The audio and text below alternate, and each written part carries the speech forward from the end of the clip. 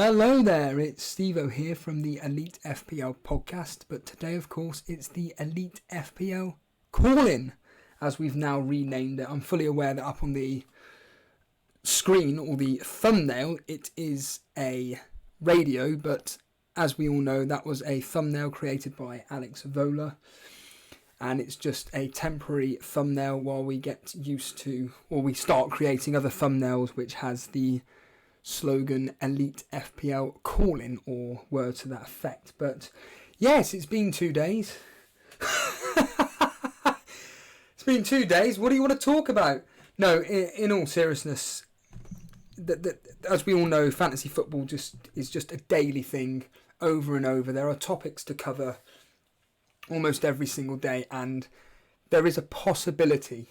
Don't quote me on this.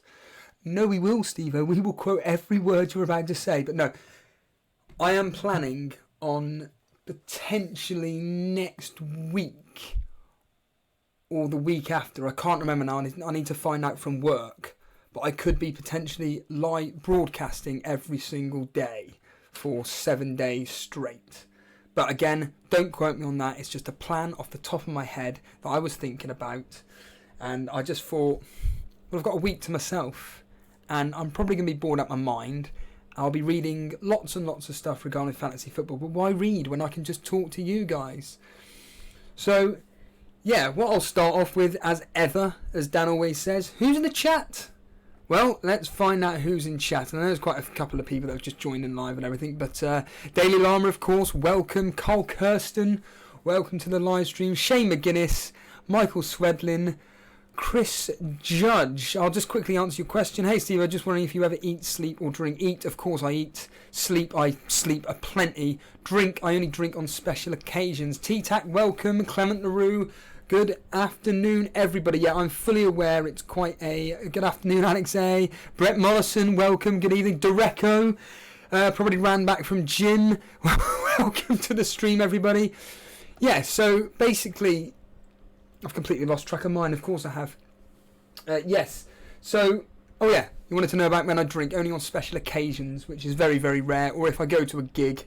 But to be honest with you, when I drink now, it's not to get paralytic. It's just to get, as I call it, jolly drunk, basically. So I wish I was jolly drunk today at work, to be honest with you, because they were putting on a charity-based event, and I felt extremely uncomfortable. Basically, it involved dancing. And as you can imagine, I'm not much of a dancer, especially when it comes to pop music. And it doesn't interest me. And I just said to one of the guys at work, I'll be more than happy to dance, just damage off a bottle of vodka and I'll be more than happy to drink it and I'll be able to happily get involved with the women. Until then, nothing's going to be happening regarding me dancing. But that's enough of my day today. We want to talk all things fantasy football. We want to talk about how obviously real life football affects fantasy football, and we're going to kick off with, here we are, Daily Llama, the book. I've just basically written down yesterday's and today's friendlies so far and some of the key kind of talking points really out of it.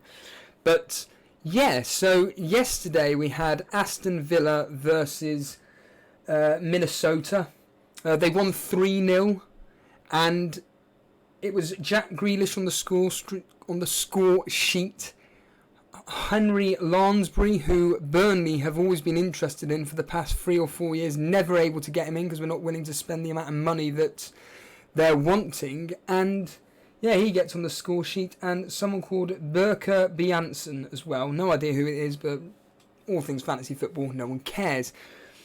On to Watford. They lost 2-1 to Ajax, but it was Andre Gray that got a penalty. I don't know if he won the penalty, but he certainly converted the penalty. So maybe for anybody that's planning on going with set piece takers, i.e. penalty kickers, obviously free kicks, etc. Andre Gray instead of Deulofeu, potentially. Today, Chelsea already played. They lost 1-0 to Kawasaki Frontale.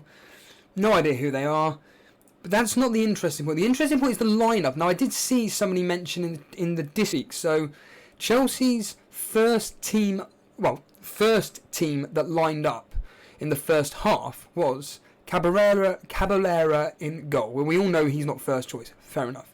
But Azpilicueta at right back, Kurt Zuma, David Luiz as the centre-back partnership, and Marcus Alonso on the left.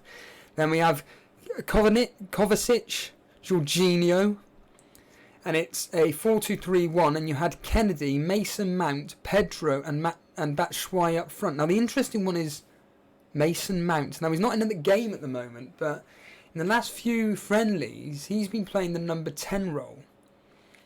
Now, I'm wondering if Lampard sees Mason Mount as being that man at number 10 in a 4-3-2-1 formation. But, of course, we all know... Well, I say we all know. I'm aware that Lampard likes to play the 4-3-3. And, of course, in the next half, he brings on Christensen, Giroud, Barkley, Emerson, Zappacosta, Drinkwater, Bakayoko, Pulisic, Casey Palmer. Yes, so pretty much swapped virtually the whole team out, barring a couple here or there. And what I was interested in when I looked at this, not only was Mason Mount, but also Emerson. Now, again, we can't read too much into friendlies, but it is interesting to know, obviously, the kind of teams that these managers are kind of picking. And Emerson's the one. So, up, as you'll see on screen at the moment. So, I was listening to another podcast this morning. You were doing what, Steve-O? You can't be doing that. And they were talking, simply put, about something I've kind of been mulling over the last 3 or 4 days.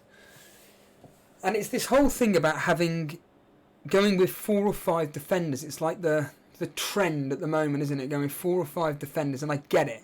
But as they mentioned, like, it's all based on data from last season. Now, obviously, that's the only information we got from last season. You've got to make educational guesses as to what we all expect to be happening next season. I'm not stupid. But one of the key things that stood out for me is the argument of, actually, we don't really know how well defence are going to do until maybe, let's just say for argument's sake, game week 5 or 6 or whatever. And you can work out, give or take, who's going to have the better defence and everything. And I'm just thinking, are we looking too much into these premium defenders? Now, obviously, there's a reason why they're premium defenders. They play for the premium teams, Man City, Liverpool, Tottenham, Chelsea, etc. But we all know that Man City and Liverpool are the ones which are going to be keeping the majority, and Chelsea actually, to be fair, and Chelsea are the ones that are keeping predominantly the bulk of clean sheets throughout the whole season. They're going to get a minimum per season of 15 plus. And we all know what Man City and Liverpool did last year. But the point being is that they were making a point about having too many premium defenders, and it's kind of you're neglecting the rest of your team. And I was thinking, yeah, you're right. We are. Having players like double up Liverpool defence, I get it. Potentially double up Man City in a defender plus Edison, as an example. Digne, throw in Coleman maybe, and all these premium, like 6+ million defenders. And I'm thinking, you know what? Based on last year, the year before that, something that always cropped up for me was the fact that there's always somebody that's benched. And if I've only got a starting 11 and one of my first teamers is benched, I've got no one coming off apart from Dendoncker. And I really don't want to be going into the season where my only substitute option is Dendoncker. So I was thinking, should I actually completely do what I normally do and go with basically 3 cheap defenders that rotate and a couple of premium? Now, I'm fully aware, before you start screaming, going raving mad, Emerson, Zinchenko premium, I'm fully aware of this, but I'm really loving the fact that now, originally, actually, before I went live, I actually had Aubameyang instead of Kane, and we'll come on to some transfer news in a minute regarding Aubameyang, but I had Aubameyang instead of Kane. And then I thought to myself, but Steve-O, you keep banging on about Kane doing really, really well against Aston Villa and potentially having a really good season. Yeah, you're right. So I'm looking at that midfield and I'm like, well, I've got Liverpool covered in Salah. I've got Man City covered, Sterling. 3 Bournemouth, maybe overkill, but we all know about their flaming premium, their opening 2 fixtures. Do I have to remind you guys? Yes. Yes, I do. And their opening fixtures: Sheffield United at home, Aston Villa away. And Bournemouth are a bit flat track bullyish in a way. And I really do think that Brooks, Fraser and Wilson could have some fun in those 2 games. My other, if it's up on screen, I would be able to see actually. My defence would be, no, I need to bring it up properly. Cool. So my bench, would be Dendoncker, dupe of West Ham. I mean, don't worry about Jensen, I get that, but I'm trying to accommodate like a 4-4-2. Maybe I even looked at a 3-5-2 formation. Again, I state this isn't even really much. I've already done a first draft, and my first draft was basically what I call the FPL community template team. I'm not going to go over it again because you've heard me 1,000 times saying it. If anybody wants to know what it is, hit me up, but I'm not going to say it live on air. But pretty much the template FPL community team is what my actual team is going to be. But this team on screen here, I did it this morning quickly, and I was just, after listening to this particular podcast, and I'm like, you know what, if Emerson and Zinchenko nail their spots down, and by all accounts, very, very positive sounds coming out of both Chelsea and Man City camps. You know, I'm aware that I don't have Liverpool coverage there, and don't get me wrong, I will not be going without TAA or Robertson, more than likely TAA. Downgrading, you know, Kane to somebody, and you get the idea. I'm even thinking maybe, because Brett Mollison, he's there now. This whole 5-man defence, and maybe potentially going, you know, 2 or 3 premium,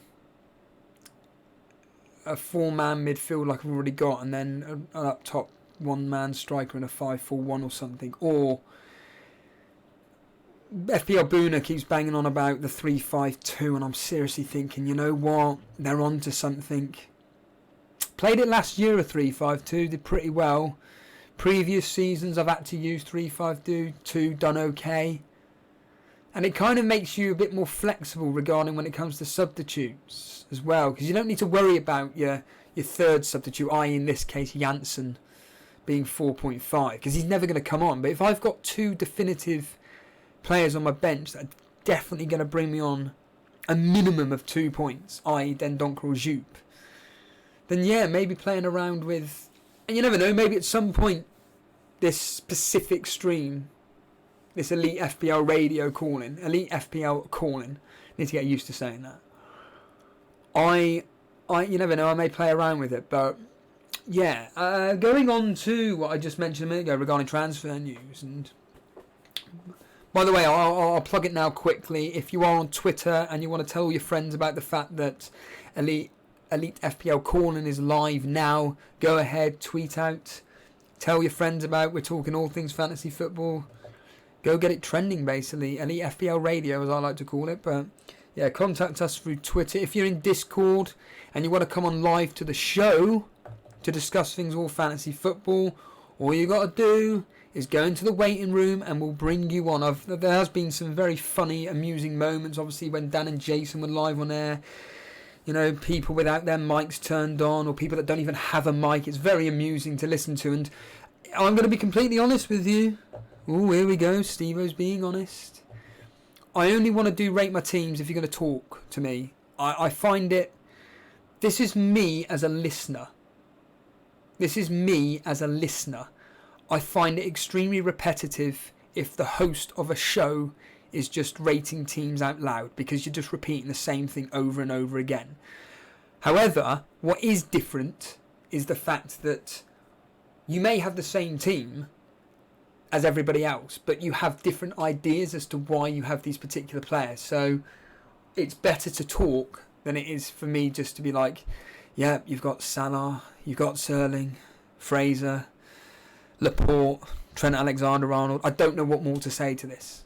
This is just me. You may hate it.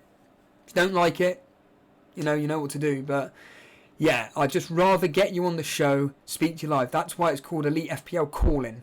You call in.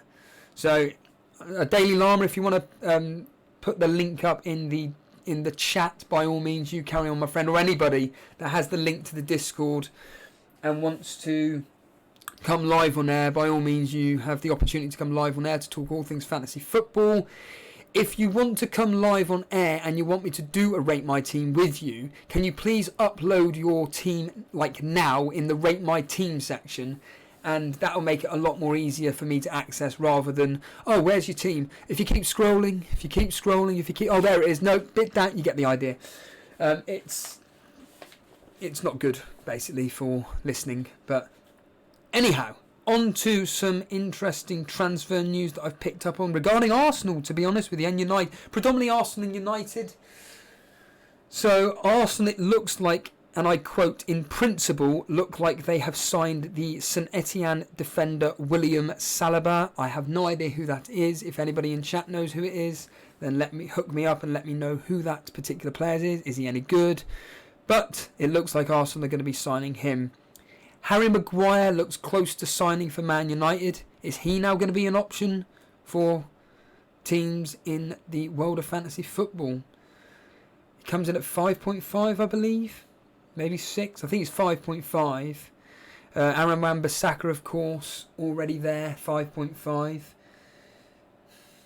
United's fixtures aren't too bad, and with a more stable defence and a more solid defence, could people like Notorious Nerd mention it the other day when he was on David De Gea? Could he be the premium goalkeeper we're all looking for if he comes back to the way he was in the 17-18 season, when he was bringing in so many save points along with clean sheets? So maybe David De Gea becomes a more attractive option for United. Talking of Arsenal and United apparently putting in a £62 million bid for Aubameyang. I mean, take the money, Arsenal. I mean, I know Aubameyang is an absolute world-class striker. 62 million. Take the money, invest that money into another striker. It's quite simple, really. And I'm sure if Dan's listening, Vince Chapman or any other Arsenal fans, who knows? Do you agree? Do you disagree with me? Let me know your thoughts in the live chat. But if Aubameyang does go to United, does that make him an option? Does it make Rashford less appealing? I saw Carl Kirsten above talking about Rashford. And if I just bring up what he was mentioning, saying that...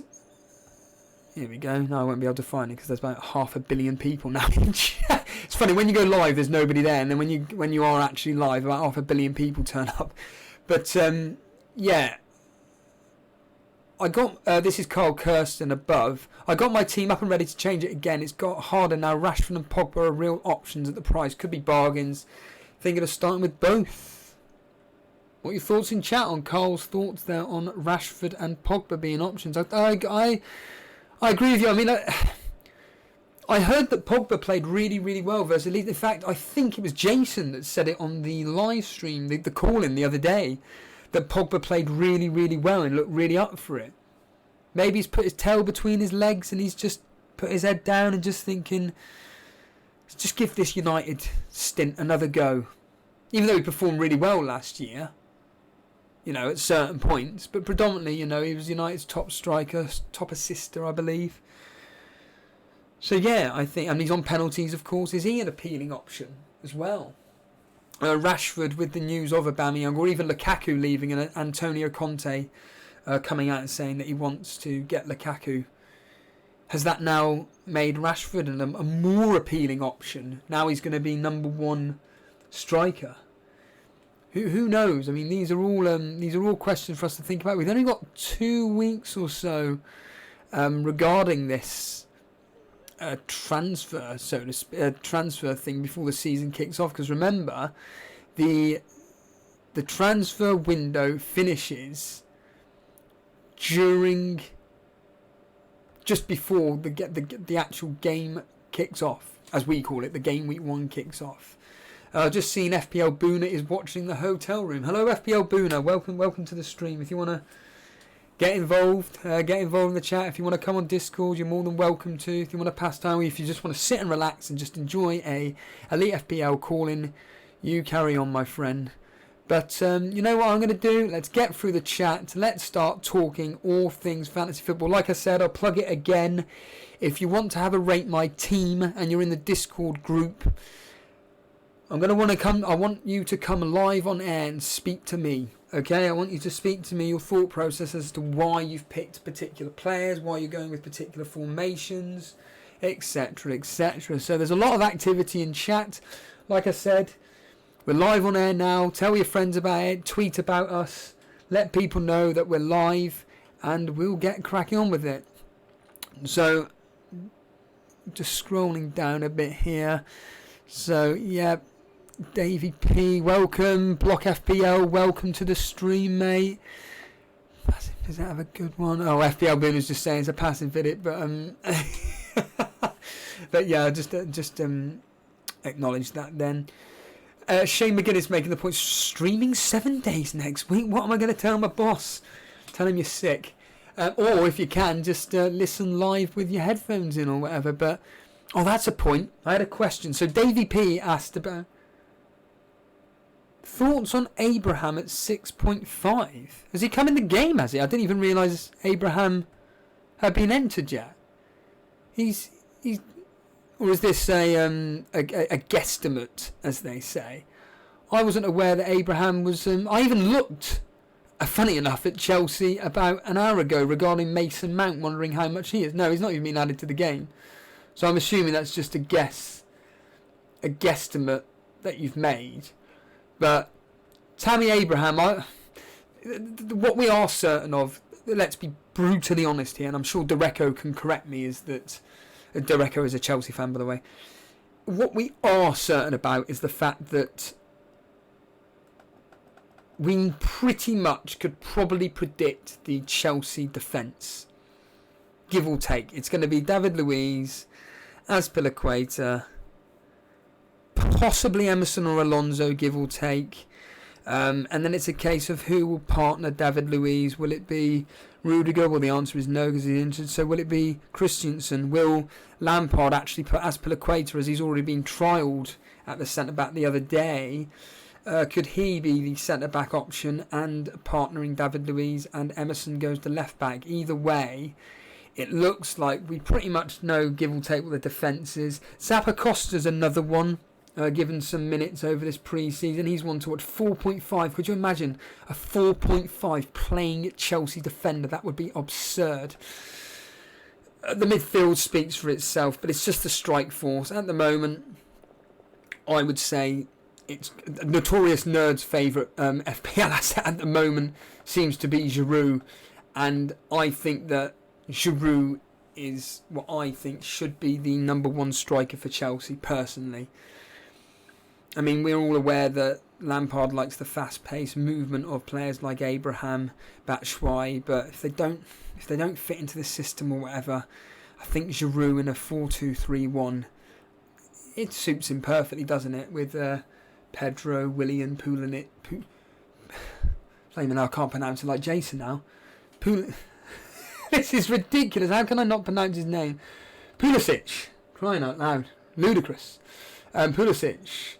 On the wings there, and of course when Hudson-Odoi comes back. I'm sick to death of people mention Hudson-Odoi's name. He's not going to be back for ages. He's not going to be back till a minimum of mid to late September. So I don't know why people keep banging on about Hudson-Odoi. And the same with Loftus-Cheek. He ain't going to be back for ages.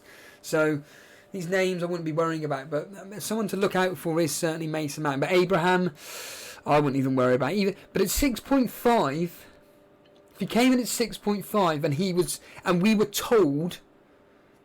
If Lampard came out and said, Tammy Abraham is number one, then I think he is a very good option. He did okay for Swansea.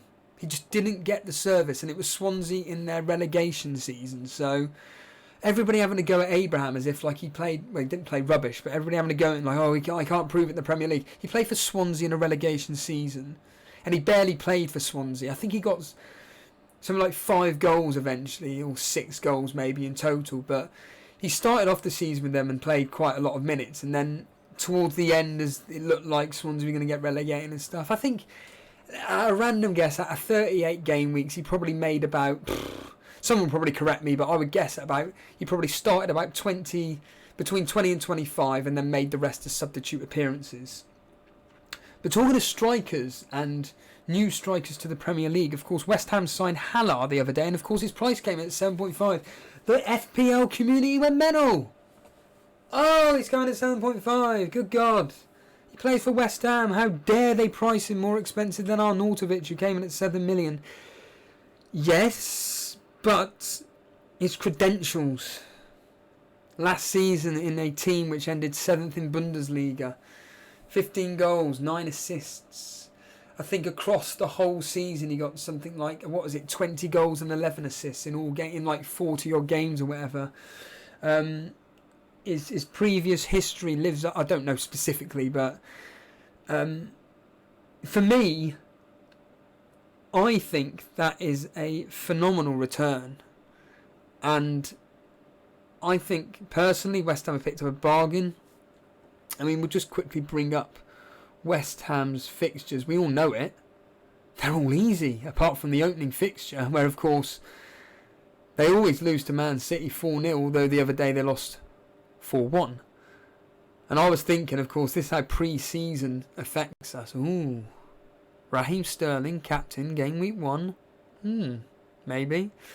But aside from Man City at home, those fixtures are absolutely superb. Brighton away, Watford away, Norwich at home, Aston Villa away. Haller could be licking his boots, as they say, and thinking, do you know what? I want to prove to the world that I'm worth £45 million. I know that means absolutely nothing, but with his pedigree in the Bundesliga alone, I think potentially it's definitely a wait and see. It's an awkward price, although you could downgrade Wilson to him. If people own Jimenez, you could downgrade him, especially if he scores against Man City. That bandwagon is going to blow up, because if he can score against Man City, what's he going to do against the teams that I've just mentioned there? It's a very good point. Rad Robbie in chat, welcome to the stream, everybody. By the way, as I always say, if you're live watching now, support the channel. Just hit that like button right now, and it will basically let people know that you're enjoying. It will let us know that you're enjoying the show. Basically, it really does help. And for people that are big advocates of our channel, especially, if you like what we do, and I mean literally hitting that like button, basically you're telling YouTube, oh, these lads seem to be very popular. Let's kind of unofficially advertise them. And we've had quite a lot of videos unofficially advertised. A Jason's one. Oh, that was amazing. That hit nearly, it's well over 7,000. 7,000 people. Whether they've viewed the whole thing or not. The point being is that, my goodness, 7,000 people have viewed that video. It's absolutely absurd. So it's crazy that so moving down, I mean, Carl Kirsten commenting on my team there regarding no Liverpool defence. Again, as I've stated at the start of the show, don't worry about my team whatsoever. It's got no Liverpool defenders. Calm ourselves down. Don't worry about it. I've got 2.5 weeks to worry about. In fact, exactly. I wonder exactly. So it's Friday today, isn't it, everybody? So I'm wondering how many days exactly it is to the kickoff of the season. And the answer is, it is exactly 3 weeks today. 3 weeks today, at this precise moment, we will have 2 hours to finalise our teams and our captain choices. Basically Salah. And then everybody's going to be thinking, thank God I didn't have Liverpool defence because Norwich have just gone and scored in a 2-1 victory to Liverpool. It's just written in the stars. But Dereco making the point about David Luiz, as I've already mentioned, playing the full 90 minutes. What do I read into that? Absolutely nothing. What I read into that is, we've got no centre-backs. Better not. Gabriel Derop talking about Mason Mount there for 6 or 6.5 and a number 10 role. Could it happen? I'll tell you what, if correct me if I'm wrong, I'm trying to think how much Loftus-Cheek is. Isn't Loftus-Cheek like 6.5, maybe 7 at a push? But I don't think he's 7. I don't think he's as high as 7. Loftus-Cheek, where are you? He's 6.5, Loftus-Cheek. And if he weren't injured, 6.5 Chelsea player, which did really, really well last season, I'd have him. I'd actually have him, to be honest with you. I'd go, well, obviously, I'm making the point about Chelsea here. But in fact, you know what? As soon as this is the Elite FPL calling, we're going to get a corner on. So Dereco is in the waiting room at the moment. And what we're going to do is we're going to bring on Chelsea fan Dereco and see what he has to say. So Dereco, for anybody that wants to come live on air, please make sure that the sound is turned off on the stream. Preferably whatever device you are using for Discord, please speak for that. Please make sure your microphone is turned on as well. So Dereco will bring you live on air in just a few seconds in a 3, 2, 1. Dereco, you are live on Elite FPL calling. Welcome, my friend. All right, mate. How's it going? I'm all good. We're just talking Chelsea at the moment. Yeah, I know. So. Yeah. I'm talking about Mason Mount. Mm-hmm. Then I'm thinking Ruben Loftus-Cheek whenever he comes back from injury. What are your thoughts on this Mason Mount scenario at the moment that he seems to be playing in that number 10 role in these pre-season friendlies? It's interesting because, as we know, obviously Lampard was a goal scoring midfielder, and I feel like as manager he's going to want to have his own Lampard, if that makes sense. So I think he's going to look at a midfielder who, because as you know, I don't know if you know, but last season we had pretty much no goals from midfield. Apart from Hazard. Yeah, but he was technically a forward, but obviously on fantasy he was a midfielder. But from like the centre mids and stuff. Yeah. I'm being facetious. Yeah. So obviously I feel like he's going to want to mould someone in that position, or 1 or 2 players. So obviously, if Mason Mount gets going in the Premier League, he's very, very good in terms of an opportunity in fantasy, because I don't think he'll be too expensive either. There's no way he would be more than Loftus-Cheek. I just don't see it. So yeah. Do you think though that potentially he could be a starter for Chelsea come the game week 1 versus Man United? I can't say. It's just it's so many midfielders in our team, and so I have no idea who was. The midfield is the hardest one to judge because there's so many midfielders. He could be, I'd say, probably 60%. I think it'll be either him or Barkley in that position. If Lampard likes Barkley in that forward number 10 role. Have you, as a Chelsea fan, actually got any Chelsea players in your team? Not right now, no. My team's in the rate my team section. Okay. I just feel like there's other options that are just more secure. Yeah. Especially just in game week 1 specifically. Like after game week 1, if I like what I see, I can drop either Digne out or Zinchenko out for a Chelsea midfielder if I need to. But for game week 1, definitely not. We were just talking about Tammy Abraham, and if he was to come into the game at 6.5, and if Lampard was to come out and say, yeah, he's my number 1, What are your thoughts on actually Tammy Abraham, Chelsea striker, 6.5? What are your thoughts on that?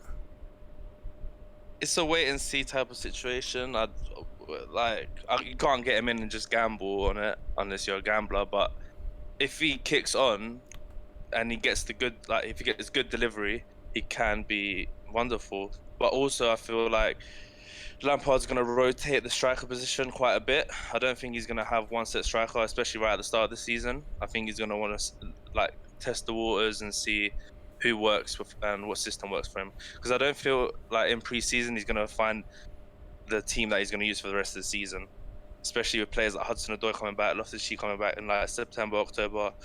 So yeah, but any striker, if he does amazing and he takes that position fully, then yeah, definitely. But it's just hard with Chelsea, man. Honestly, it's very hard. Like as a Chelsea fan, I want 3 Chelsea players in my team, but it's impossible. Like I wouldn't recommend it to anyone that's trying to do good, especially right at the start. We've got your team up at the moment live, and for anybody listening on audio, I will read it out. But for people looking on a screen, we got. It's actually, I've got to say, it's an impressive team. So we're going with a 4-4-2 formation. Matt Ryan, Button in goal. Digne, Trent Alexander-Arnold, Zinchenko, Ake. We'll come on to that in a minute. Brooks, Sterling, Salah, Pogba. Interesting. Vardy and King up top with a bunch of, well, barring Dendoncker, a couple of risky bench issues. And again, we'll come on to that in a second. But I'm just going to go straight to the 2 standouts in your first team, first 11. It's Ake and Pogba. Tell us about them two. Why have you gone for them? So Ake, I was looking for cheap defenders, 5 mil and under. And the first 2 fixtures for Bournemouth, obviously you don't want to overlook the promoted teams, but if there's anyone that they're going to keep a clean sheet against in the season, it'll be a promoted team, realistically. Everyone that I hear talking about, oh, Norwich's striker Pukki, oh, he's not going to get more than 10 goals this season. So I don't know statistics, but from what I hear, people don't have faith in the promoted teams. So based on that and how good Ake is as a defender, I feel covering that Bournemouth first 2 weeks, sorry. I feel like it's a risk that can pay off massively. I don't know what do you think about that? Are you prone to have? Me personally, I'm just not a fan of Bournemouth defence. Full stop. I think that Bournemouth are, I believe, behind the 3 relegated teams, or if not 2 of the 3 relegated teams, they were the highest conceding teams within the Premier League. I think it was something like 68 goals they conceded, maybe more. And yeah, and I just think that for me personally, as much as I agree with you that their opening fixtures are sublime and there could be 1 if not 2 clean sheets there, just for me personally, I think there could be better value out there. I mean, you could maybe downgrading Ake to a 4.5 player like a Brighton or a Burnley player. Perhaps it's just a thought off the top of my head, because they're better equipped to. There's more higher chance of them getting a clean sheet than Ake. Bournemouth, more to the point. Because I'm just checking here. Last season, Ake did get 10 clean sheets. So those first 2 games could be those 2 of those 10 clean sheets again. Yeah. Because the opposition is weaker than the rest of the season, or there's 2 of the weaker games weaker opponents they're going to play. So yeah, that's about it with Ake, really. It's just it's a punt that could pay off, and it could not. And that's the thing. It's game week 1 for crying out loud. It's not game week 8 when you're kind of like working out whereabouts you're going to be ending up or what you're aiming for within the season. So yeah. And Pogba. It's very rare that you see Pogba in anybody's teams. And obviously Carl Kirsten made a point earlier on about owning Pogba. Yeah, what's made you go with Pogba? So obviously, I feel personally, I really like Pogba. Even though I'm a Chelsea fan, when I was watching him at Juve, I always love thing about him in terms of when he plays. Um, Pogba is United's best player in my opinion, and everything offensively is going to come through him. There's long through balls that he plays. There's his ability around the box to take a shot. Everything's going to come through him. I feel, or not everything, but a lot of it. A lot of Man United's opportunity is going to come through Pogba, and also he's on penalties. So those two factors, in my opinion, make him a strong candidate for me. I'd rather Pogba for the extra point 0.5 than Sigurdsson or Richarlison. Yeah. I just feel like with Pogba, he can be big points, double figure points. So yeah, and it looks like from what I've seen in preseason, he doesn't look like he's sulking or not trying his best. Even though he said he wants a new challenge and all this, it looks like, I don't know. I just have a feeling he's going to stay, and I don't feel like he's the type of player um to be a nuisance, like to not give his best, even though he wanted to leave. Just like how Hazard played his best, even though he wanted to leave. I feel like Pogba will do the same once the season starts. That's an interesting thought process. Maybe other people may be thinking the same. I mean, talking of United, these rumours seem to be picking up a bit more pace regarding Aubameyang. Is Aubameyang a potential option if he was to go to United? See, I didn't even know about that until I started listening to the stream. I didn't see that yet. Aubameyang at United, I don't know. Because Rashford just signed a massive new contract. So I don't know what he's been promised. If Rashford's been promised a lot of minutes, then it might be a situation in the same as Arsenal where Lacazette and Aubameyang get rotated quite a bit, or they get played together. So I don't know. We'll have to see with that one. But obviously Aubameyang is a massive threat, and if he was a bit cheaper, I'd have him in my team 100%. But 11 mil, it takes too much away from everywhere else. That's why I've got Vardy as my like premium-ish striker. But yeah, Aubameyang, you can't sleep on him, man. Top goal scorer last season, amazing in the Bundesliga. Yeah. I agree. I mean, just before we let you go, I've got a couple more questions, a bit of fun ones, which are basically this. So, what is the likelihood? I kind of alluded to it earlier on, actually, about this. What's the likelihood of you keeping this captaincy on Sterling come game week 1? Okay, so that was actually a recent decision. I think very likely. As we saw in the preseason game, Sterling scored 2 goals against them, and I was looking at also their previous fixtures, and he does quite well against them on a regular basis. So I think their first game last season, he got like 2 goals against them as well, and then in their second game, he got another goal. Well, and he got a couple assists in those games as well. So well, against West Ham, he loves it. He loves a bit of West Ham. Yeah, interestingly, next season when we go proper into this, when we do our predictions, regular viewers of this stream from last season will know that one of my favourite things to do was looking back at the history, as you've just said, and a lot of the time, the previous performances do work out, and yeah, maybe I'm potentially thinking the same, mate. I'm thinking of sticking with the history and going with, you know what, this player likes playing against this team. I'd be mad not to captain him.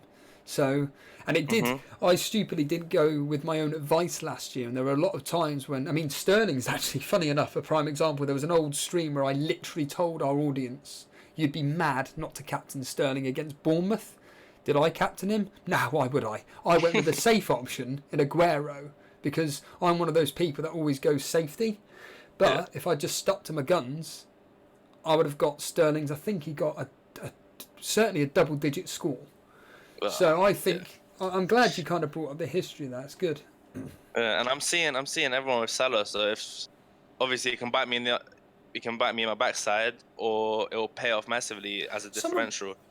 Talking of Salah, I completely poo-poo. Well, not me personally. I didn't literally poo-poo it, but in my head I poo-poo it in the sense of.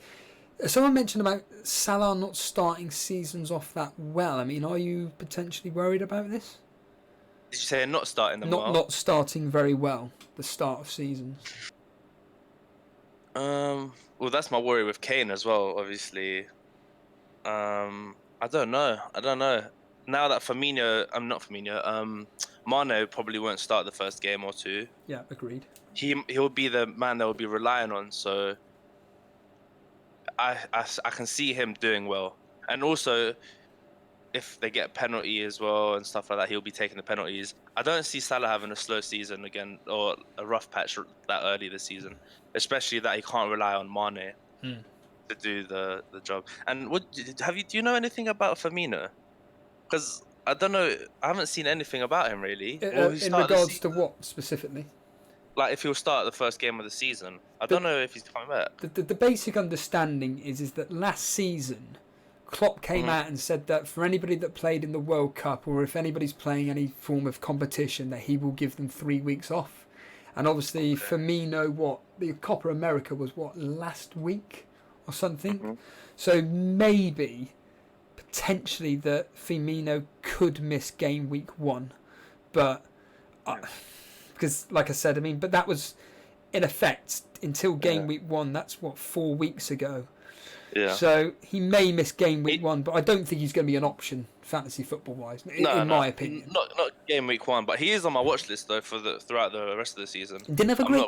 Why do you say that? Because he didn't have a great season per se last year.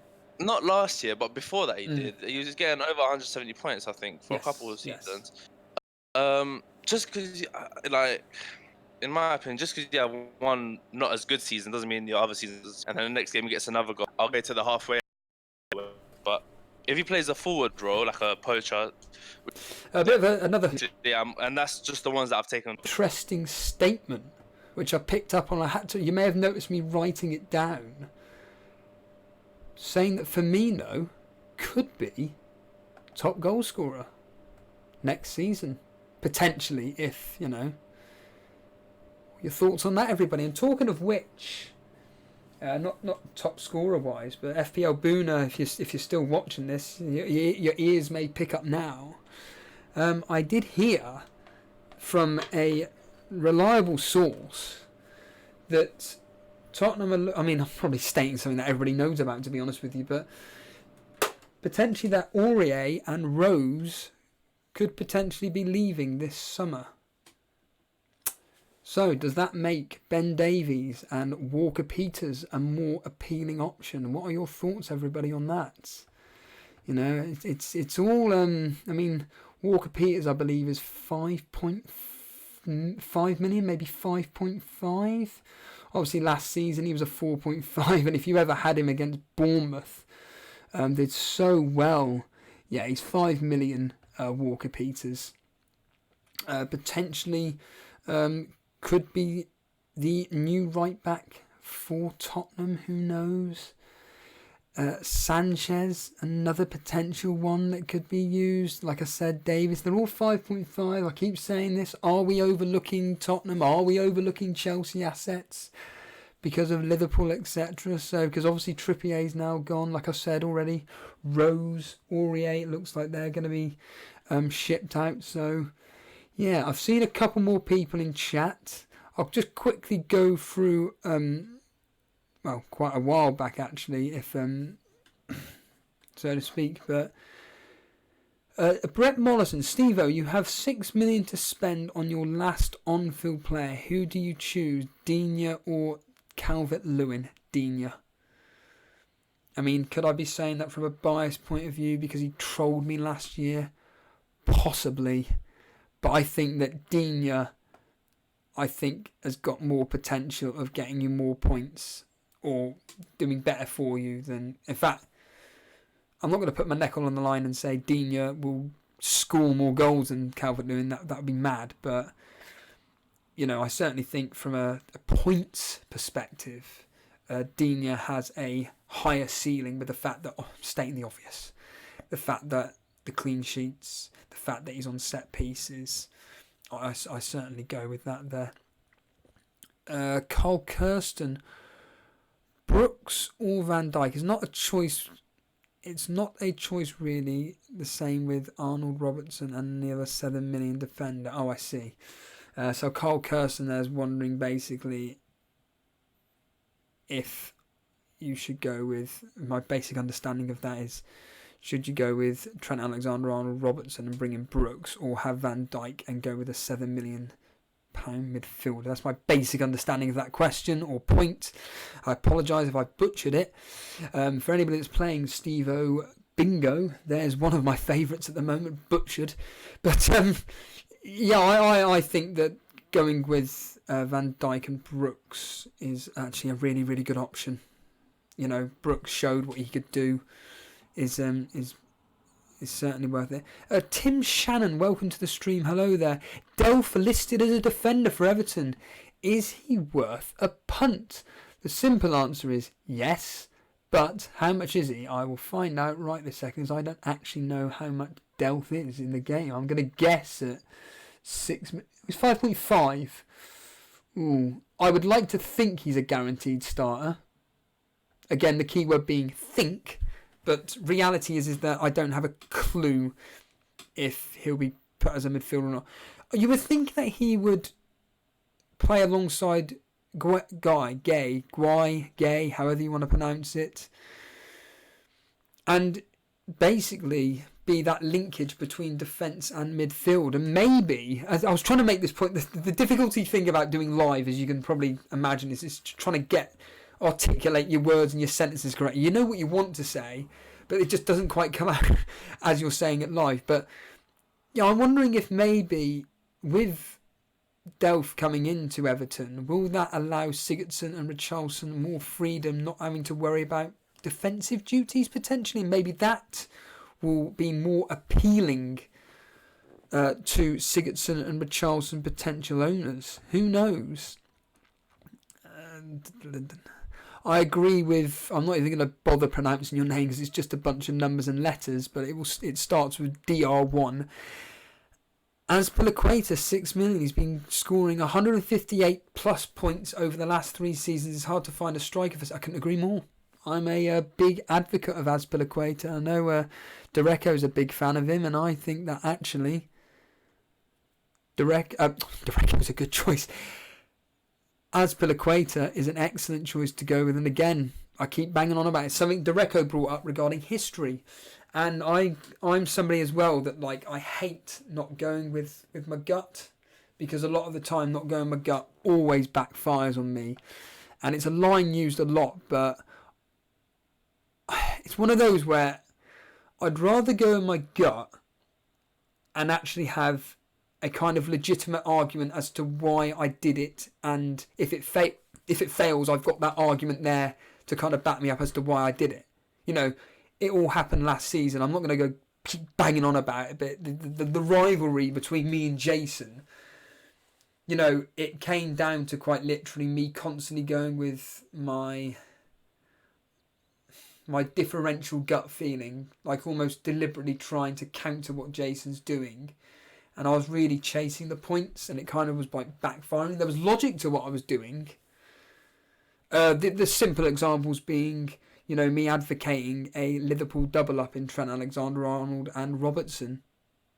The problem is that I can't foresee what Jurgen Klopp's going to do. And there was this particular period last season where I doubled up on Liverpool defence with Arnold and Robbo, and basically they failed to get me a clean sheet in the first game. The next game, they did get a clean sheet, but Klopp decided to, I think he rested Trent. And then the following game, they both played together and they got a clean sheet. And I'm thinking, oh, here we go, fantastic. And then the following game, he benched again Trent Alexander-Arnold or Robertson, and they didn't get a clean sheet. So I can't remember specifically, but the plan was there. There was logic to it, but it just didn't seem to work out. Paul Gray, welcome to the stream. I know you've posted a team in the Rate My Team. Thanks for that, my friend. But like I said, I've already made this point to anybody that's posting their team in Rate My Team. I'm not going to be going over it unless you're willing to come live on air and discuss it, because I'd rather be talking. But like with Dereko, I want to get your thought processes on what they think. I mean, would I ever have come out with things like, for example, what Dereko was saying regarding Ake? You know, he's punting on basically Ake to get 25% worth of, 20%, whatever the percentage works out to be, of his clean sheets in the space of 3 game weeks. that he will accumulate throughout the whole season. Basically, last season he got 10 clean sheets, and Dereko's thinking maybe he could get 2 clean sheets in the opening 3 fixtures this season, you know, and it's worth a punt. Couldn't agree more with that. I think that thinking there is absolutely logical. Tahir Mohammed saying that at 5.5, Maguire isn't really an option. I don't know. He seems to have done really well with what's his face, Leicester, and to be honest with you, going to a quote unquote bigger team, I think that actually Maguire could be a really good option. But again, it's your opinion. There's nothing I can really add to it other than what I've just said. But FPL Booner, talking of the transfer news I was talking about earlier, if this Saliba from St Etienne is bought by Arsenal, FPL Booner is hearing that he could be loaned back to St Etienne, so maybe that could be a waste of time for it here. Thank you to Daily Llama and FPL Booner. They have posted the Discord link in the chat, so if you want to come live on air, go into the Discord, go into the waiting room, and I know there's a couple of people in there. I'll be more than happy to bring you up, and away you go, basically. Let's bring up a few more. Welcome FPL Fozzie in chat there. Again, I keep banging on about this. I think that Basketbora, welcome to the stream. Interestingly, is quite an interesting point that you brought up the other day regarding the fact that the bigger this channel. I thought it was wonderful that Dan actually addressed this, and so did Jason. To be fair, I saw it on the screen and I was like, oh God, I don't want to become like that. But you may be wondering, Stephen, what the hell are you talking about? You just seem to be talking to yourself here. Well, basically, Basker made a point about the fact that the more, unfortunately, I'm not going to quote exactly what he said, but he said something along the lines of, unfortunately, due to the fact that this channel is becoming more and more popular, the less you interact with the live chat. And that is the unfortunateness of the live stream. The more bigger, popular you get, the more people are willing to come into the chat room and everything, and it becomes extremely difficult to name check and kind of get the points of view of various people. I mean, I don't want to keep banging on about it, but interestingly enough, I heard some analytics from Jason the other day. We have basically, in the past 3 weeks, we have doubled our subscribers, which is absurd. So what I can say is, and Mr. Reed, if you're listening, you're going to hate this bit, but here we go. Steve-O bingo time, if you want to get this ticked off.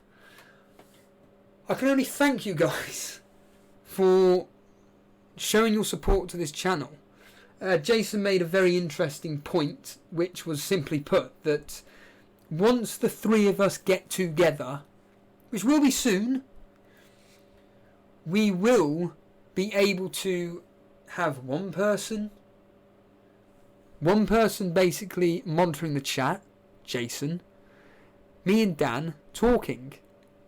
And because we can do the talking, Jason can monitor the chat, and then obviously you can structure your,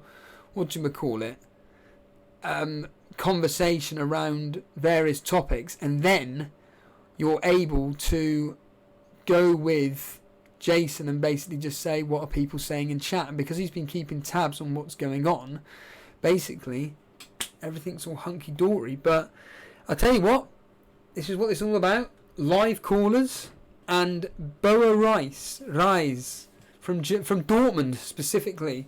Boa Rice, I've got your team. We're going to bring you live on air. Please make sure that the stream is on silent. Please make sure that you're not listening back, because we don't want to get feedback / echo. In other words, just turn YouTube off, basically. But we'll get you live on air in a few seconds while I just get my headphones set up.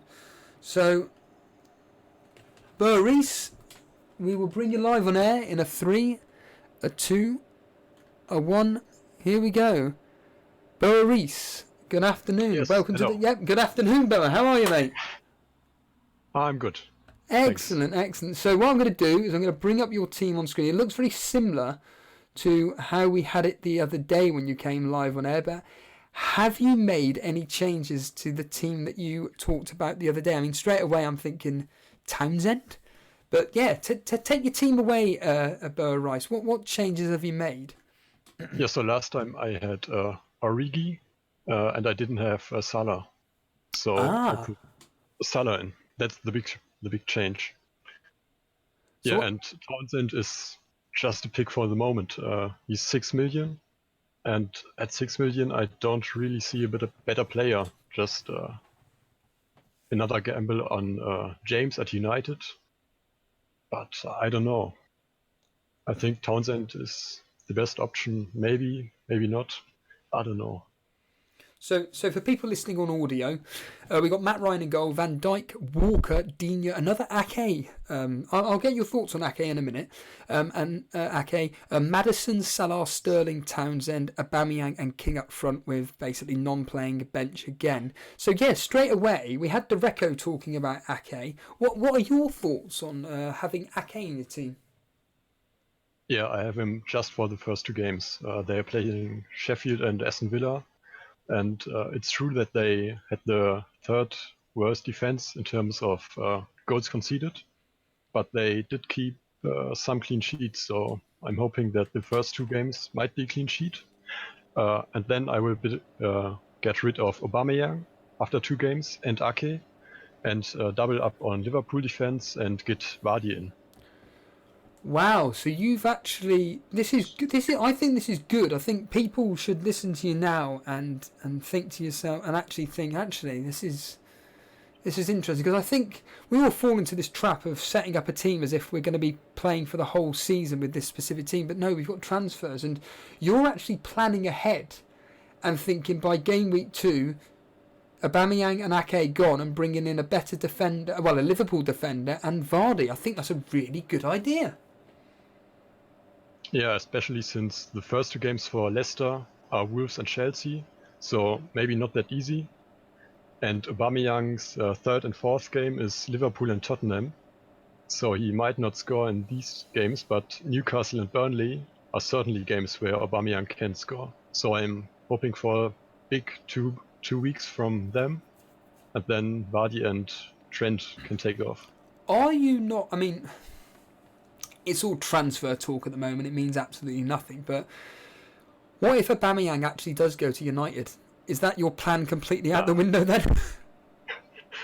I don't think that will happen.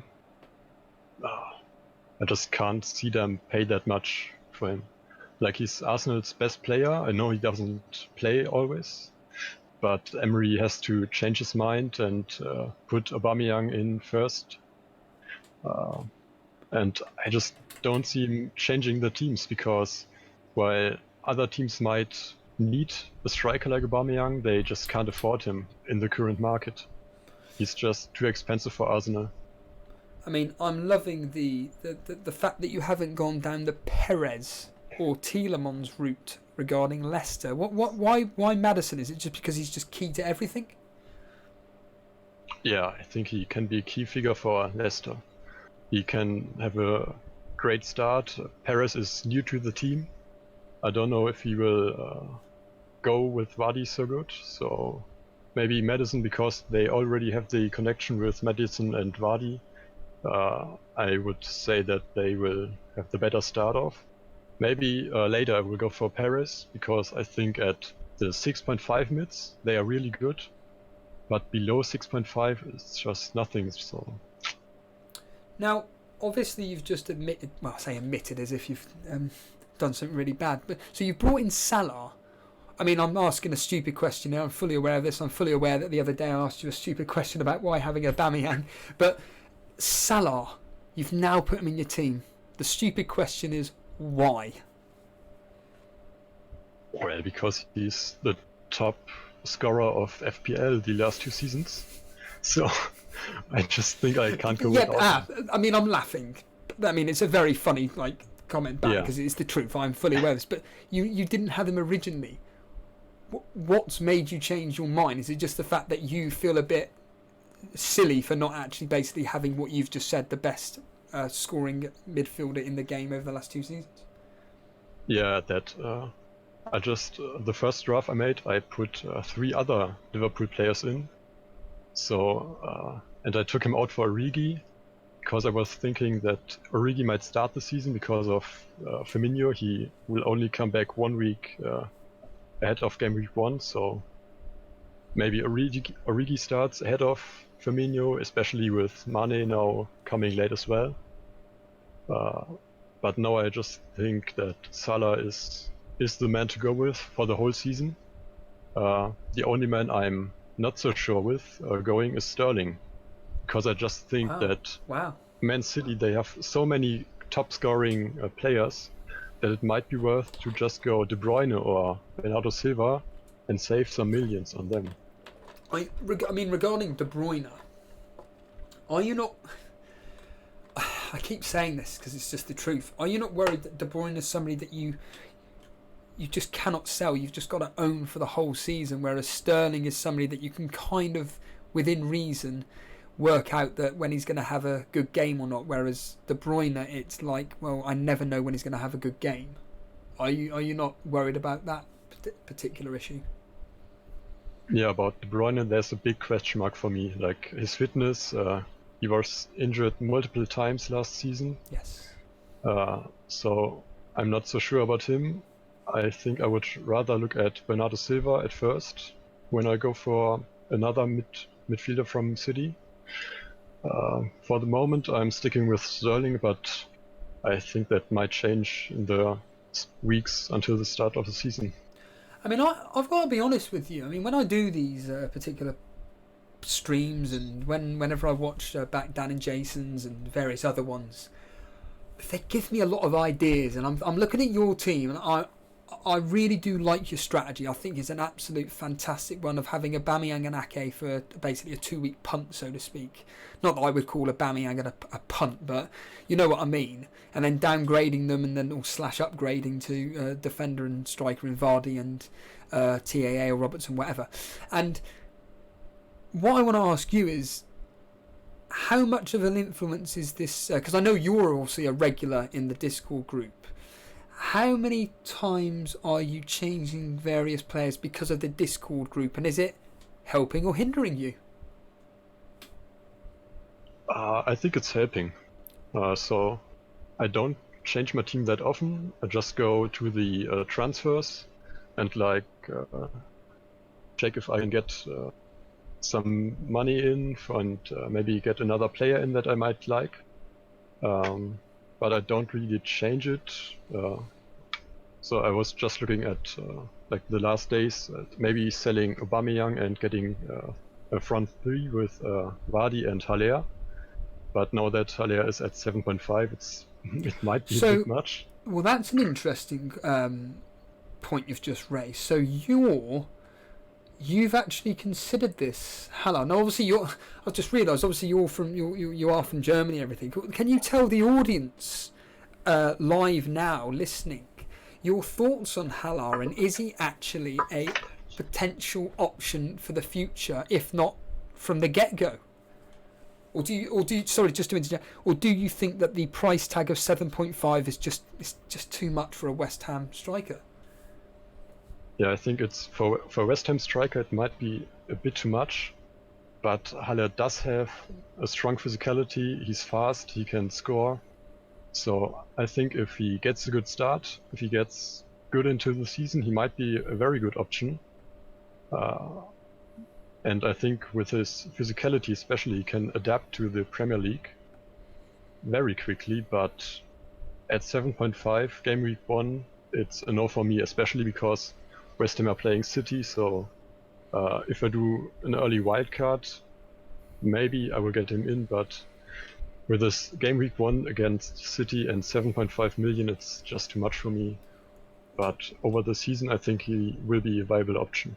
So here's a question for you. I know it's a complete punt in the dark. I'm fully aware of this.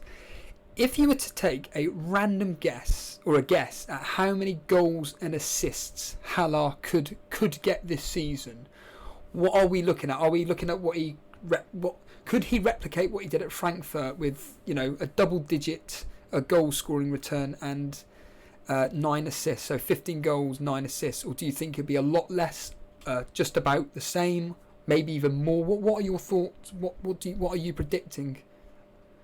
Yeah, I would certainly think so, that he will score 15 goals or more even. Wow. And maybe assist like about 10 goals, because last season he was a bit injured during the season. He didn't play all the games, and obviously the Bundesliga only has 34 games instead of the 38 in Premier League. So I think he played under 30 games for them, and he didn't play them through all the way. So he didn't get maximum minutes, but still scored that many goals and was that impactful for Frankfurt. And I think he can be exactly that player for West Ham as well. So one quick final question, with quite simply a yes or no answer. Is Haller a good buy for West Ham? Yes.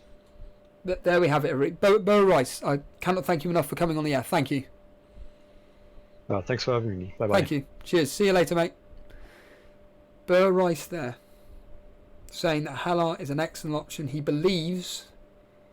thinks that he could get similar returns to what he did last season with Frankfurt. What are your thoughts, everybody? I think that's encouraging, and seeing what I saw with his team, I think it's brilliant. I think it's so refreshing hearing somebody come on here and actually saying that they've got a plan. A lot of people, including myself, every time I play this game, I always set up a team as if I'm playing it for the whole season, rather than, you know, for like the first 3 or 4 games. I know FPL Boona sets up his team, certainly with key assets, or certainly like, you know, players like Perez, Brooks, Fraser, Maddison, etc. That he sets up with the 3 or 4 fixtures in mind, and that's what Rice has done. Very, very good, very good. I like that. So next on call, Colin the Moonwalker. Great name. We're going to get your team live up on screen. And what we're going to do, mate, is we're going to get you live on air. So you need to unmute your mic before you come on. If you can listen to me now, if you're listening now, just need to unmute your mic, which you've done, fantastic. And we will get you live on air in a 3. Just make sure the stream's turned down. And Colin the Moonwalker, welcome to the Elite FPL. Call in, my friend.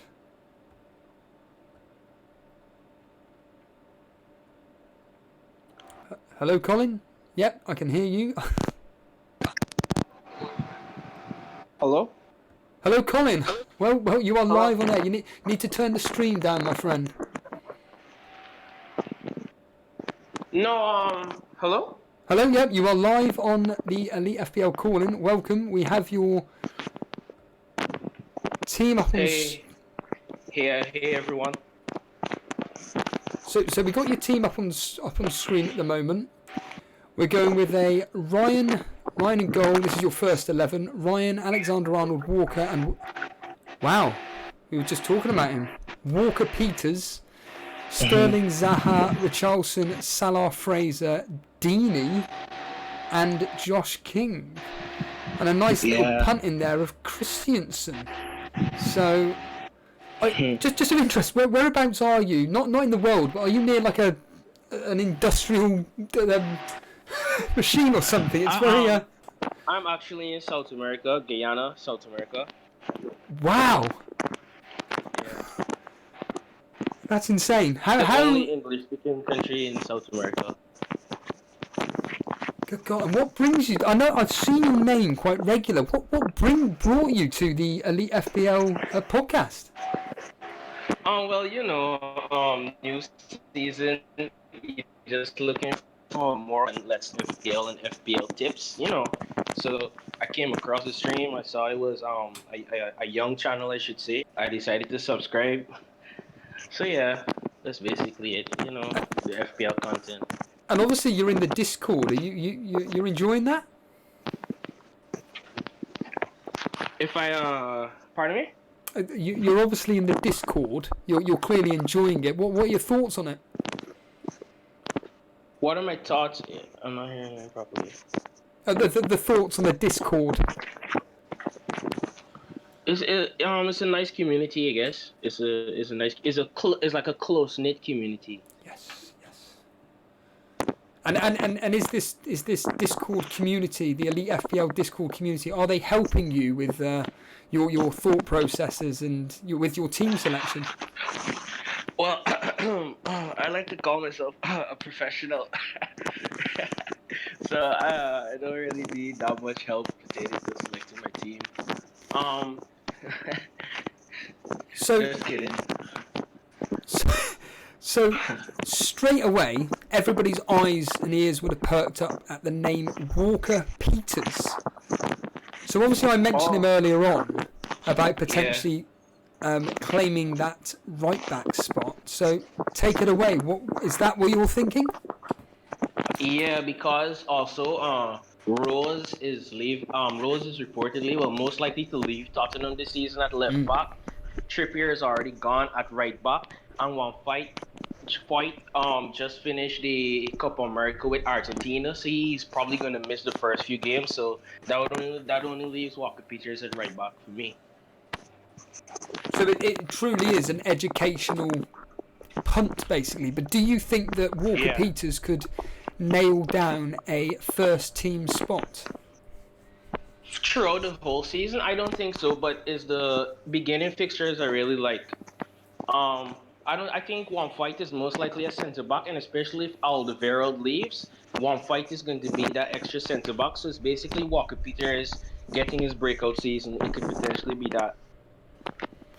So it's very rare to see Troy Deeney in anybody's team. So why have you gone with Troy Deeney rather than the popular Delafeu? That was basically just a placeholder. I don't know. I guess I like being a bit different to everyone else, but I'm still strategizing pertaining to that position. This Deeney, this Delafeu, there are a few others that I'm looking at to exchange for. If you notice, I have a more flexible 3-5-2/4-4-2 than like most other people. Like a lot of other people have the four rigid midfielders, then Donker, and I hate that personally. And I hate the DA selection. Like Everton is like this amazing clean sheet team. I don't really think so. So I guess that's why I chose Dini, just being a bit different. Plus he's on penalties. So you've stuck with fellow countryman, so to speak, in Richarlison. Is that a kind of biased pick, or is there a genuine reason as to why you've chosen Richarlison? No, Richarlison always starts well to me. Well, since he's playing for Everton, I think he was playing for Watford first. Yeah, he always starts well, then fades off. So I'm going with Richarlison, and plus Sigurdsson missed. I have this conspiracy, this theory that Sigurdsson missed a lot of pens last season. And Richarlison, to win the Copa America final for Brazil, he took the penalty in a pressure situation. So I'm thinking maybe he comes back and takes over penalty duties from Sigurdsson, and then he would really be a big differential. A lot of people won't predict that. Your line is very, very crackly. So I'll ask one more question before you leave, which is quite simply this. This team here, what's the likelihood of this team being the same by game week 1? A pretty good percentage, a pretty good percentage, I would say. Maybe a few changes here and there, but that depends on preseason. This is most likely the team. Ironically, since mentioning you're crackling badly, it's all gone fine. I don't know if you've moved or anything, but I do like the interesting pick of Christensen. Dereco will be somebody that I'd be interested in hearing your thoughts on why you've gone with Christensen. Well, as a pro Chelsea fan, I would say that Lampard is looking to promote the youths, so maybe David Luiz doesn't start. There's one of the positions I'm looking to see what plays out. Maybe that's the position that like may need changing, but I think Christensen and Zuma may be the centre back partnership into the new season.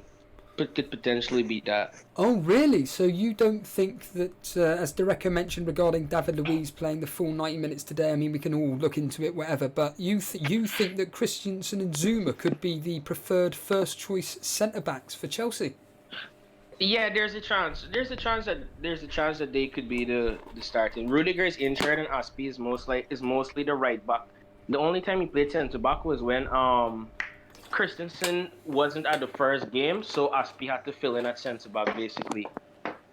So, what are your thoughts then on Azpilicueta and Emerson? Do you think that Alonso is going to be first choice, or do you think it will actually be Emerson? I think Emerson is most likely going to be the first choice this season. I think Emerson is definitely. Well, I can't say definitely. I don't know Lampard personally, but most likely as a Chelsea fan, sure? I would say Emerson is going to be that guy because Lampard.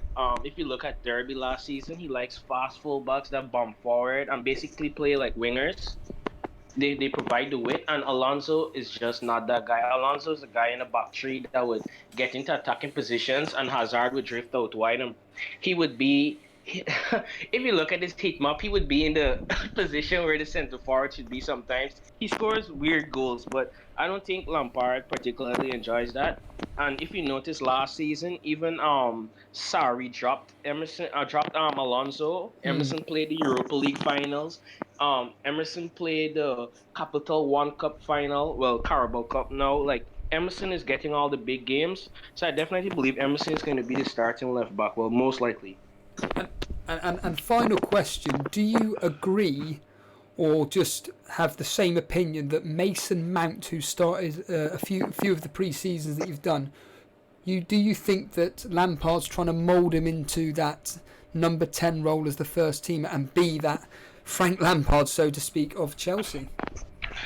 Yeah, and Loftus-Cheek, both of them, Yeah. both of them. I think he's going to play maybe one or two deep line like Jorginho and Kante together, for example, and he's going to allow Loftus-Cheek and Mason Mount to express themselves, especially in the 4-4-2 diamond that I saw him playing. Yeah, I believe both of them. He's going to put both of them into that mold. But Mason Mount is already hyped to be the next Lampard, so definitely. Colin, mate, I can only thank you. I can't thank you enough for joining us all the way. And remind us specifically where you're from in South America. I didn't quite catch it. Guyana, next to Brazil and Venezuela. Wow, that is Yeah. phenomenal. Well, Yeah. Next time we're live, make sure you come and speak to us live again, my friend. Yeah, I will. I'm always watching you guys now. Thank you so much. Take it easy, dude. Thank you. Thank you. For this. Right. Cheers, dude. All right, bye. Wow. Colin the Moonwalker there, all the way from Guyana in South America. I mean, we've got Notorious Nerd in chat. That's all the way from New Delhi in India. I mean, I know we get callers from, or viewers from all the way around the world, but that has just blown me. Not literally. But that is extraordinary. I know Mr. Reed will be certainly blown away by that. That is fantastic. Thank you for joining us all the way from South America. Absolutely amazing. I want to bring up this next segment now, which is about the Elite FPL Cash Mini League, because there's a reasoning as to why I want to bring this up, because look who is now in this mini league. It's me. I'm officially in the Cash Mini League, and as you can see, there are a lot of faces in this. I don't know how many specifically are in there at the moment. I'm not going to count on here, obviously. But this mini league here is the next season will be the sole focus of the majority of our, in fact, the podcast that we're going to be doing next season. So basically, all I'm going to tell you this once. It's quite simply this: if you want to enter the, as it's titled here, the Elite FPL Challenge League, aka the Elite FPL Cash Mini League, then please, and you are in our Discord group, if you're in the Discord group, there is a menu where you need to go for. In fact, what I'll do is I will bring it up here, and then you guys will know exactly, although I actually struggle with trying to find all this anyway, personally, but there's certainly a point where, there we are there, cool.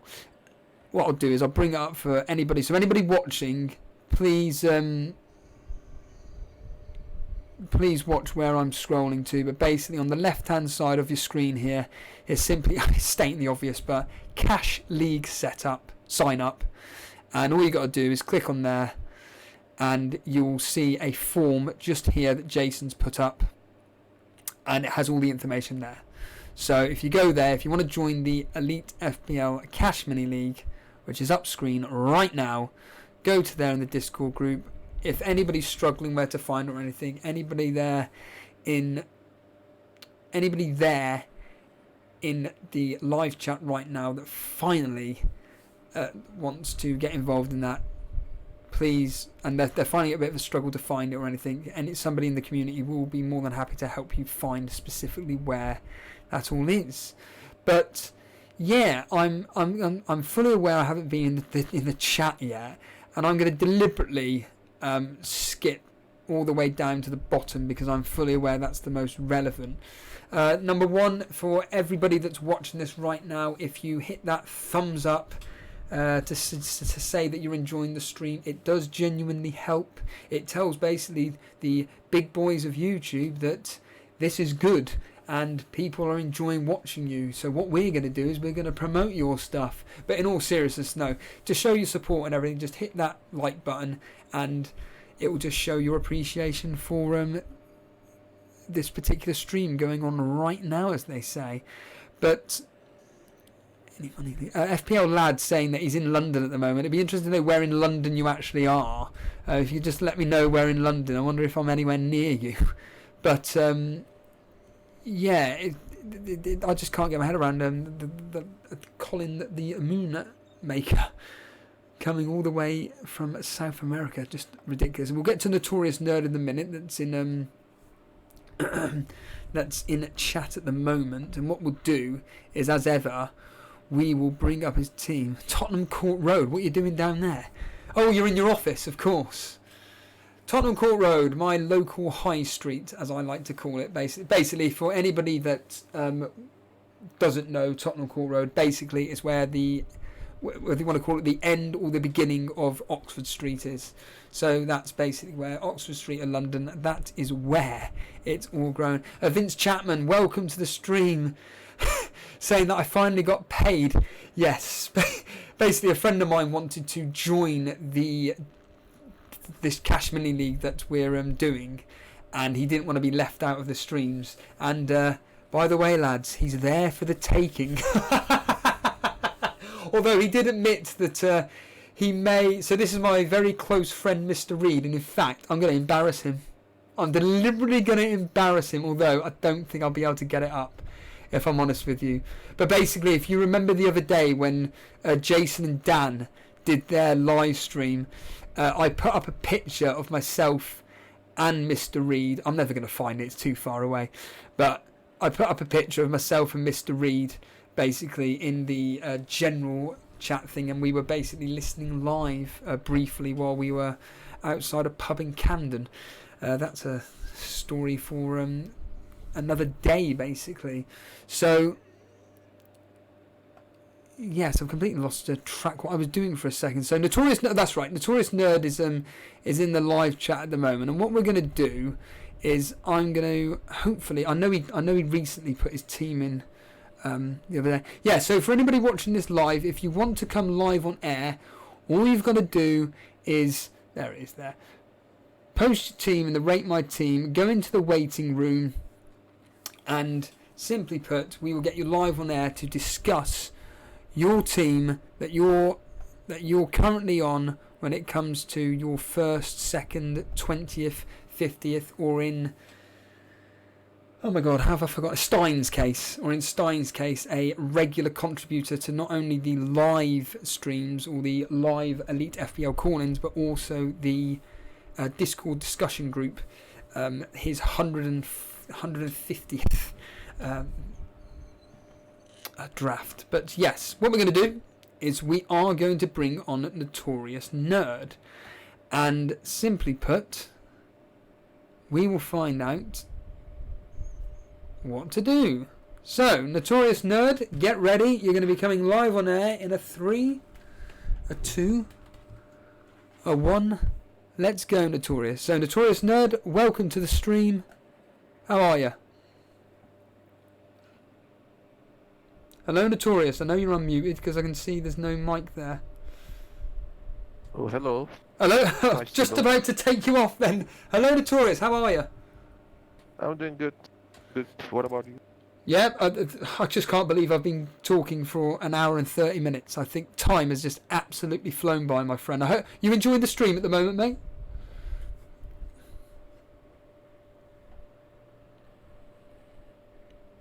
Notorious? Oh. Yeah, it's quite enjoyable. Yeah. Oh, thanks. It's quite enjoyable. So we've got your team up at the moment, and there's one thing that's sticking out straight away. It's the fact that you haven't gone with Giroud, but we'll get to that in a minute. So obviously you've been tinkering with your team. You're going with double Everton defence in Digne and Coleman, double Liverpool in Van Dijk and Alexander-Arnold. You're sticking with Sane, but you've got rid of Giroud. First of all, why have you got rid of Giroud? Just like something caught in my mind. Maybe I'll get Giroud in game week 3 because Chelsea's fixtures are not that appealing for the first 2 game weeks. So just a thought that maybe I'll switch Giroud. I'll get more idea of Chelsea and their gameplay on the Lampard. Whether Giroud is a permanent player in that team or not. That's what. Why have you gone with you've looking at your team? You're certainly putting in your eggs in the same basket regarding Everton, Bournemouth, and Liverpool. So why double Everton defence in Coleman and Digne? I think both of them great value for what they are. Both are attacking at the same time, and Everton defense has been good since the end of the last. So I think there is value there. I don't see much value in other defenders. And of course, you're somebody who is a big advocate of Sane. You're not worried about these paper reports about Pep Guardiola just not happy with Sane's kind of attitude, really, regarding all things Bayern Munich and not being sold. Is he going to get sold, etc.? You're not worried that are you not worried that he won't be a first teamer, or actually you're willing to punt worry on because it? no, don't to worry much. If he was not, he would be gone by now. Sold.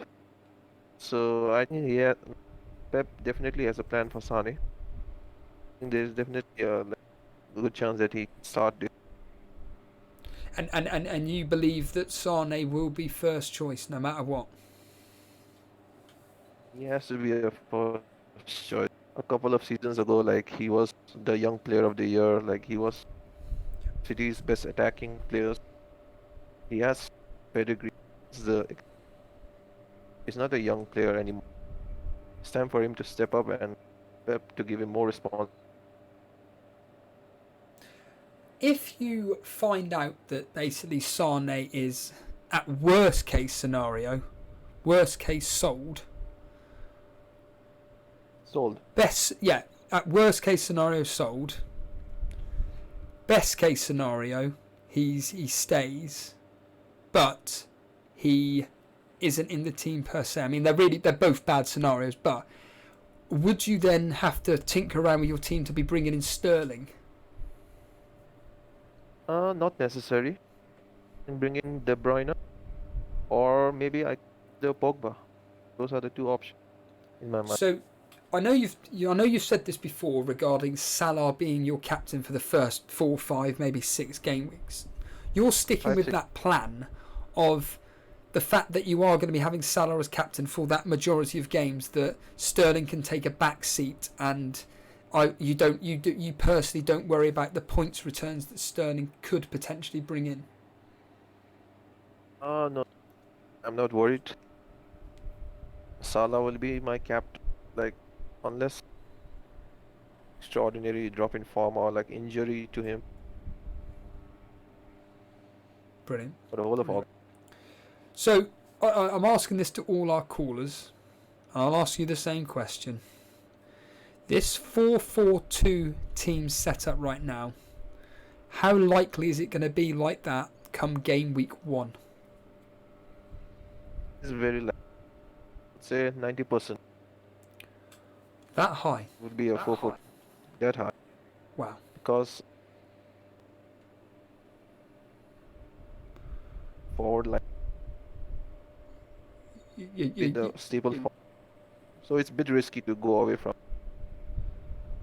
You're breaking up, Notorious. We'll let you go, mate, but I can only say thank you for coming live on air, and just continue watching the chat, my friend. Thanks for having me. No, thank you for coming on. Cheers, dude. Thank you. There we have it, everybody. Notorious Nerd. What are your thoughts on him advocating Sane in his team? And if not, he'll happily just not only straight swap for De Bruyne, but interestingly, to Paul Pogba, who of course is 1 million cheaper. I think he's 1 million cheaper. I'm sure he is. He's 8.5, isn't he? I'm pretty sure Pogba is 8.5. We'll bring him up in a minute. But yeah, what are your thoughts on that in chat? I think that's a really, really interesting point of view, to be honest with you. I mean, I was about to bring up something that Colin the Maker said just a minute ago, and interestingly, John Hatcher bringing up the point about will Everton be as strong defensively as Zuma, and will Everton be as strong defensively if Zuma doesn't come back? Well, interestingly, Colin the Moonmaker, great name, he makes a point that he feels that Zuma and Christensen, and at the moment he has Christensen in his team, he thinks is going to be the first choice partnership at centre back. I mean, Dereco, if you're still in chat there, it'd be interesting to hear your thoughts. But Christensen and Zuma, so obviously Christensen here, 5 million. I mean, the fact that Zuma hasn't been put into the game yet, it's very frustrating. Again, we could be all here all day answering this question, why they haven't done this, but Zuma will probably come in, I reckon, if there's no talk of him moving to Everton. Maybe that's why they brought in Fabian Delph, John. Maybe the reason why Fabian Delph was brought in is because it's just like I said earlier on regarding Fabian Delph, to shore up that defence from along with Guy.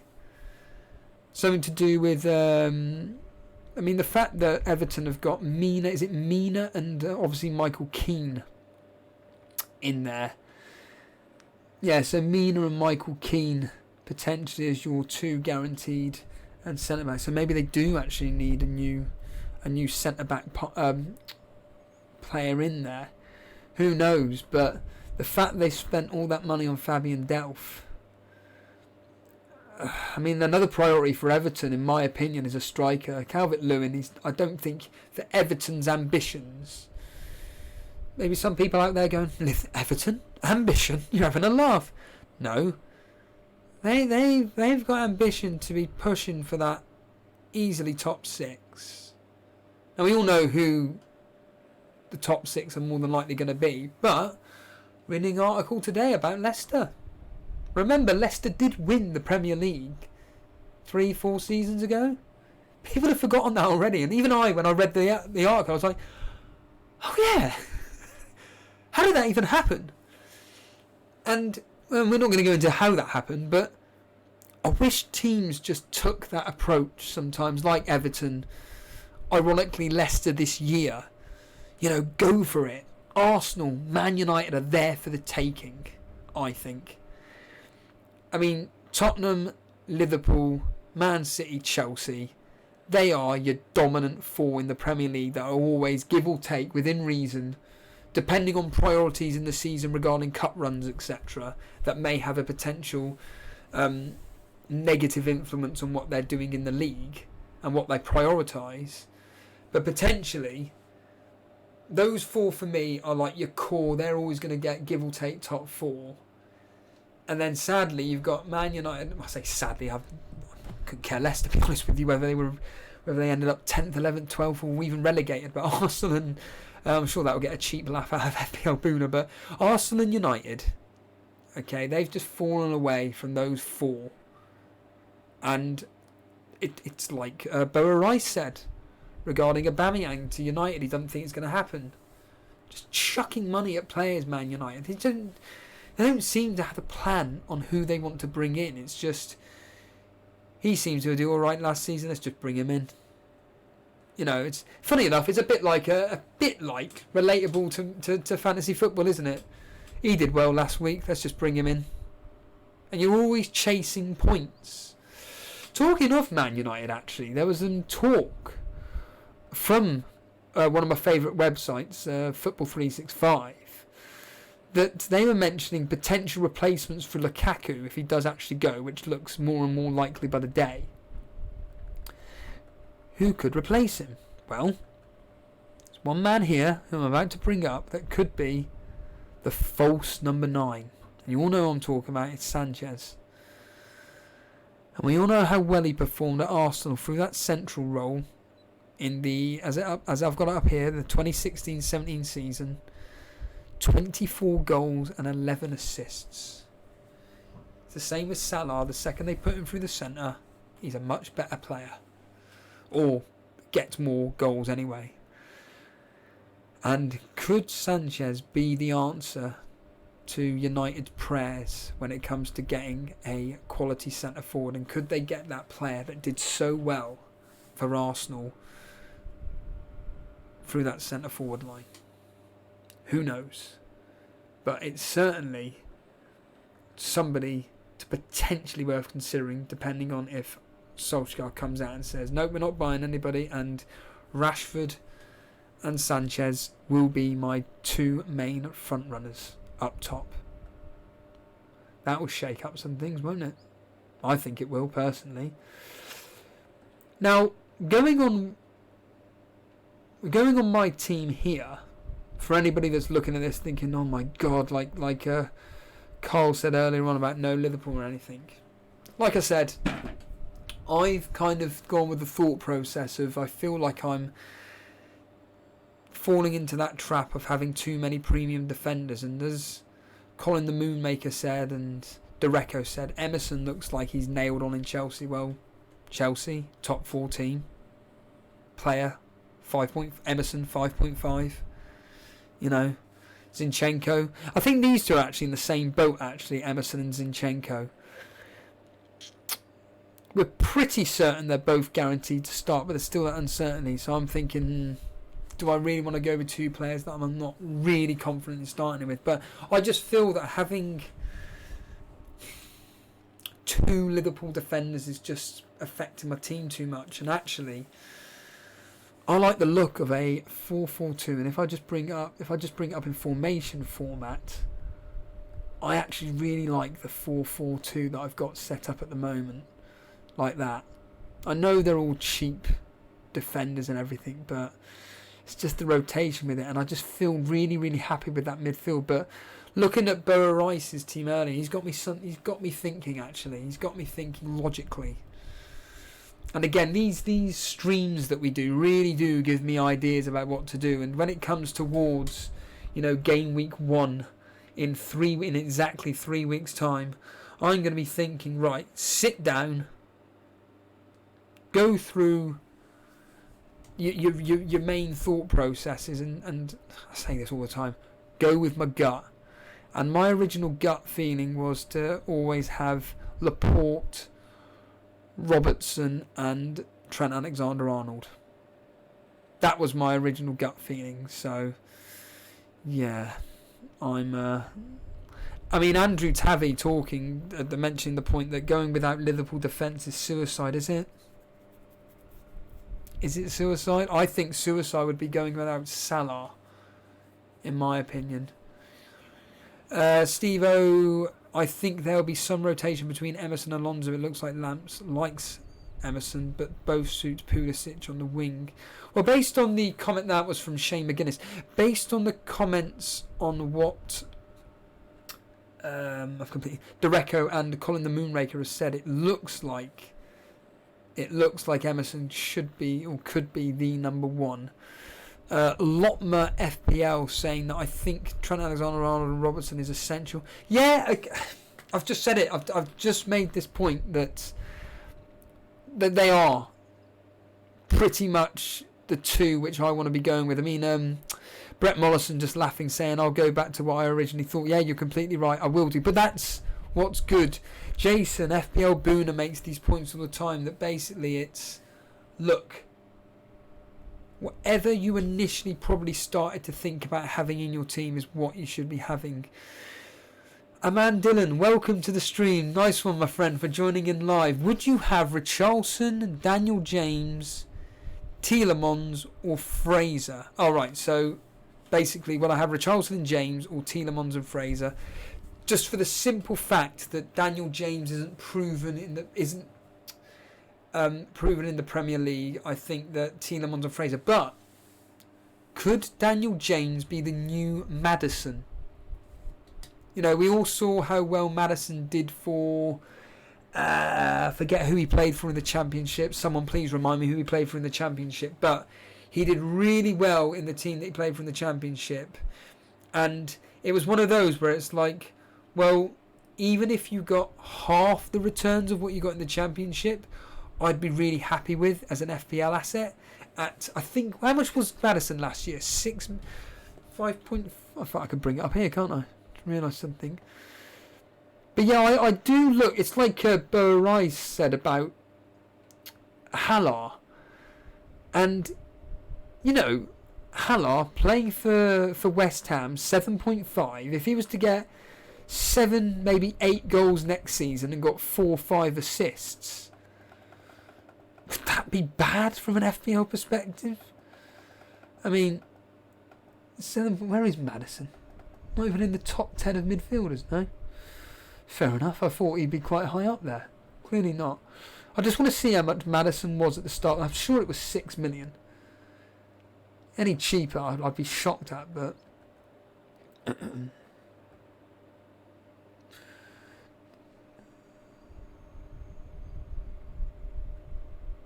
Oh, he was 6. So he was 6 million then, I'm guessing.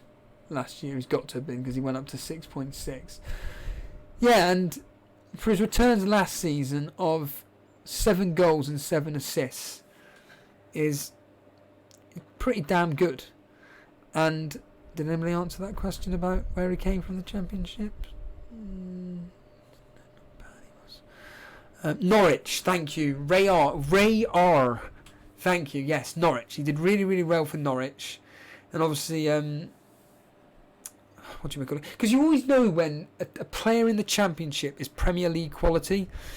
And I did hear that Daniel James had a point, did really well against Man City in the FA Cup. So, and he scored a wonderful goal.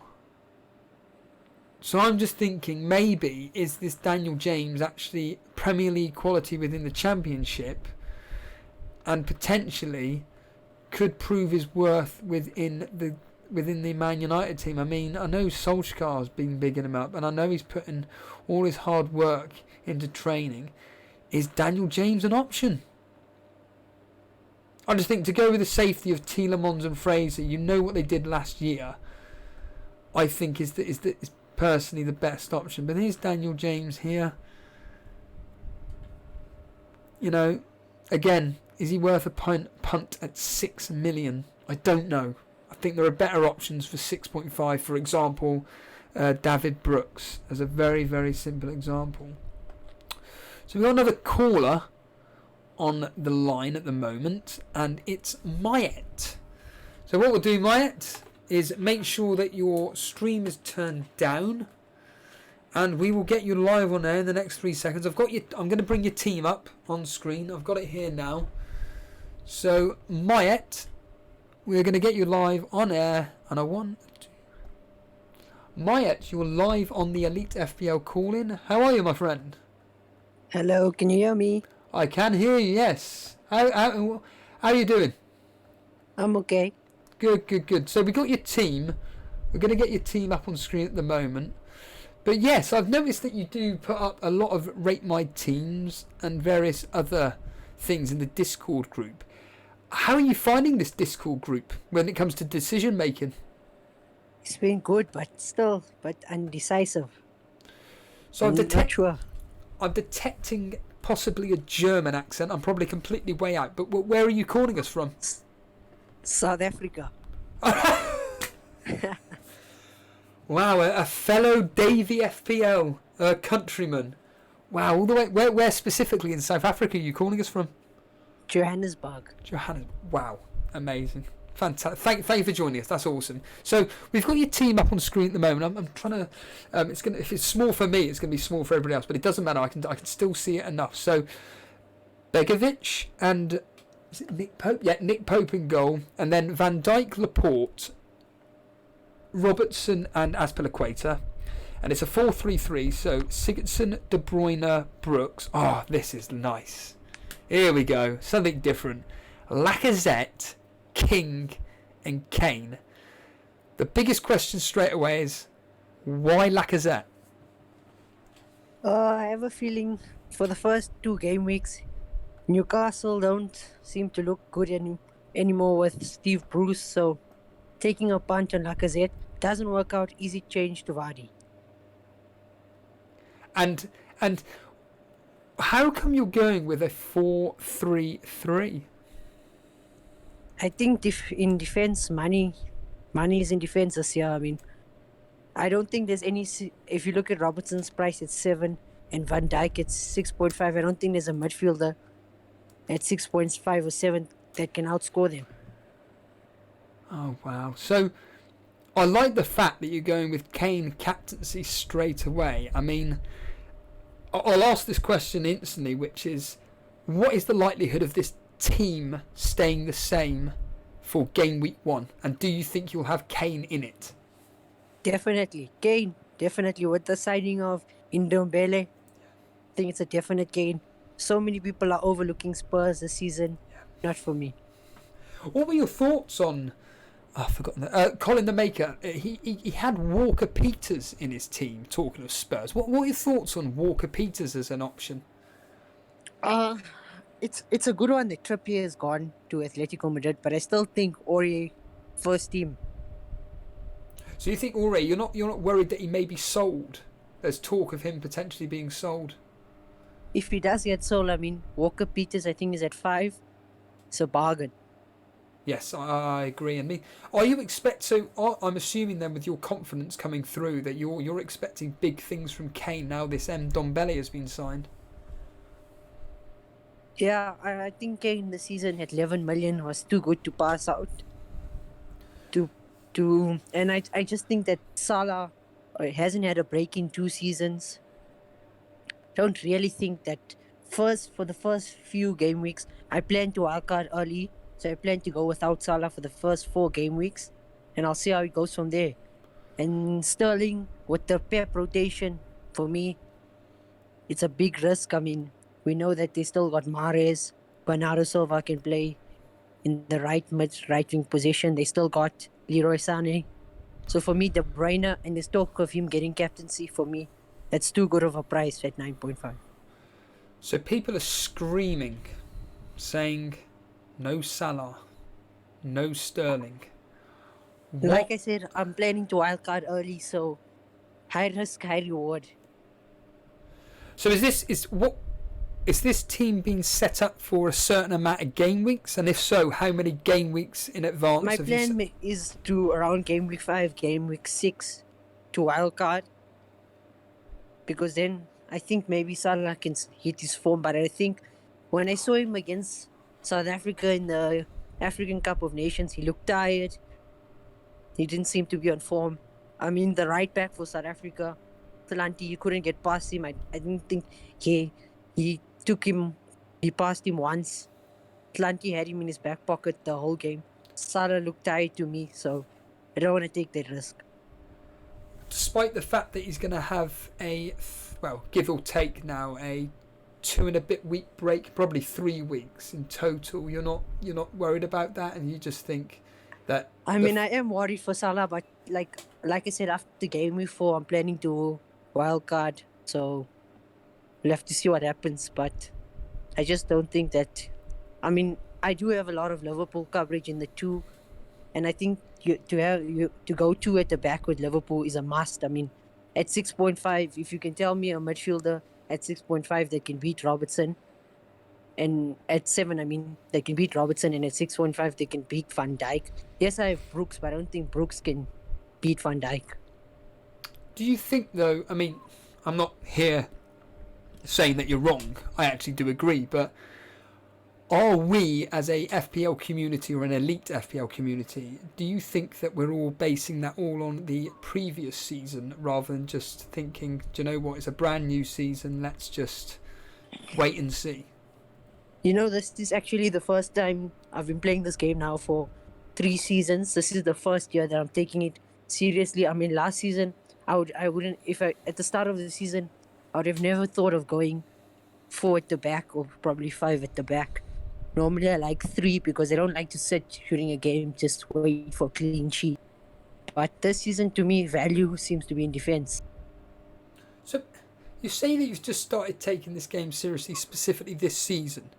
What has made you change your mind from the previous 2 to take it seriously this year?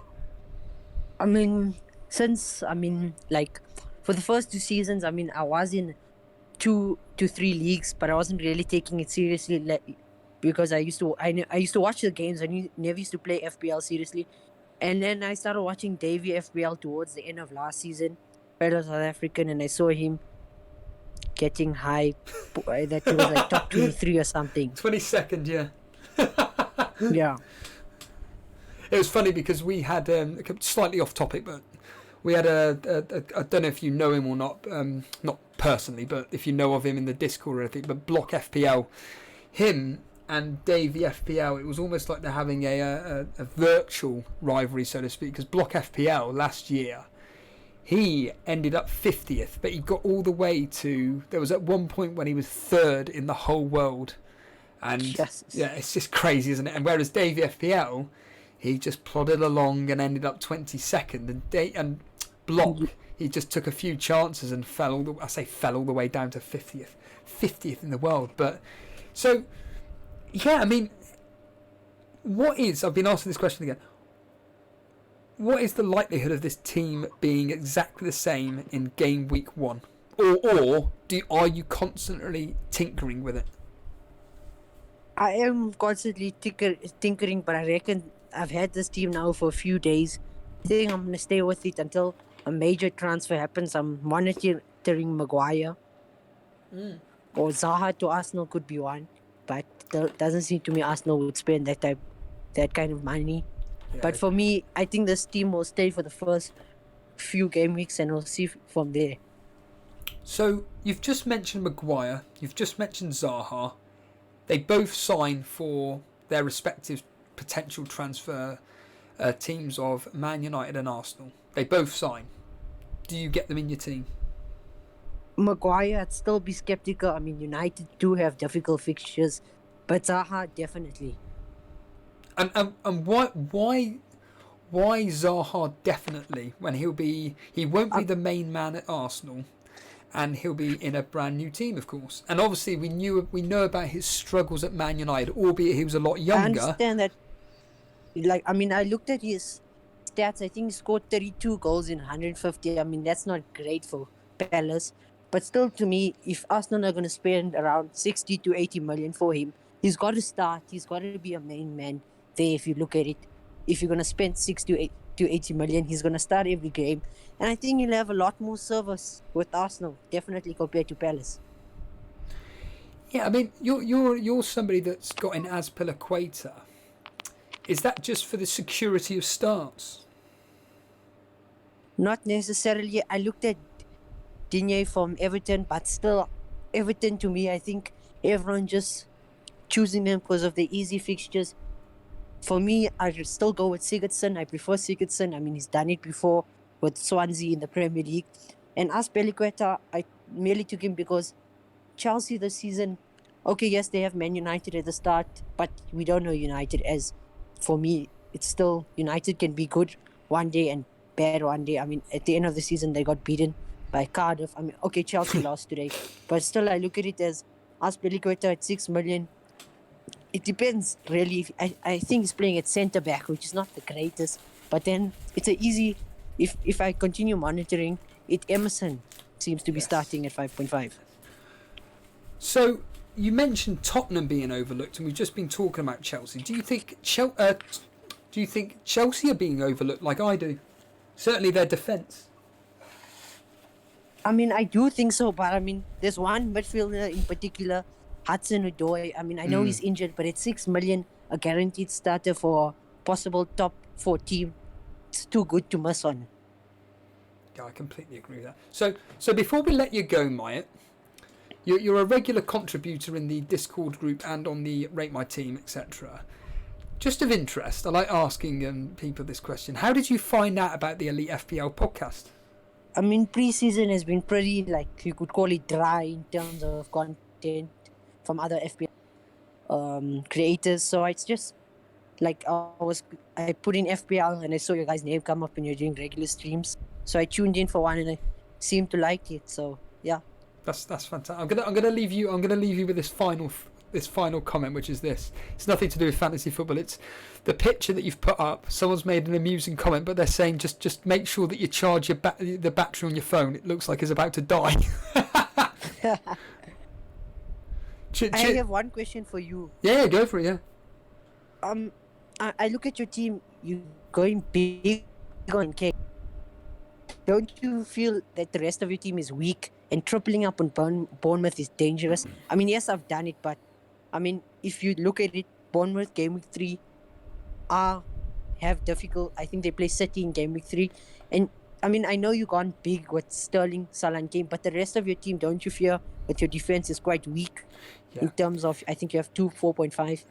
Yeah. So basically, as I explained earlier on, this idea of mine where I think to myself, right, so I don't know if you saw my plan of a potential 4-5-1 formation, which had Harry Kane as a top striker on his own, obviously. The other two strikers were going to be just 2 4.5s, and I'm thinking, if one of my players, whether it's a midfielder or a defender, gets injured, and at worst case, another player gets injured, I'm relying on Dendoncker and basically a non-playing striker. And I'm somebody that likes to play the game where I've got a minimum of 2 playing substitutes. And I started last season with a 3-5-2 formation, and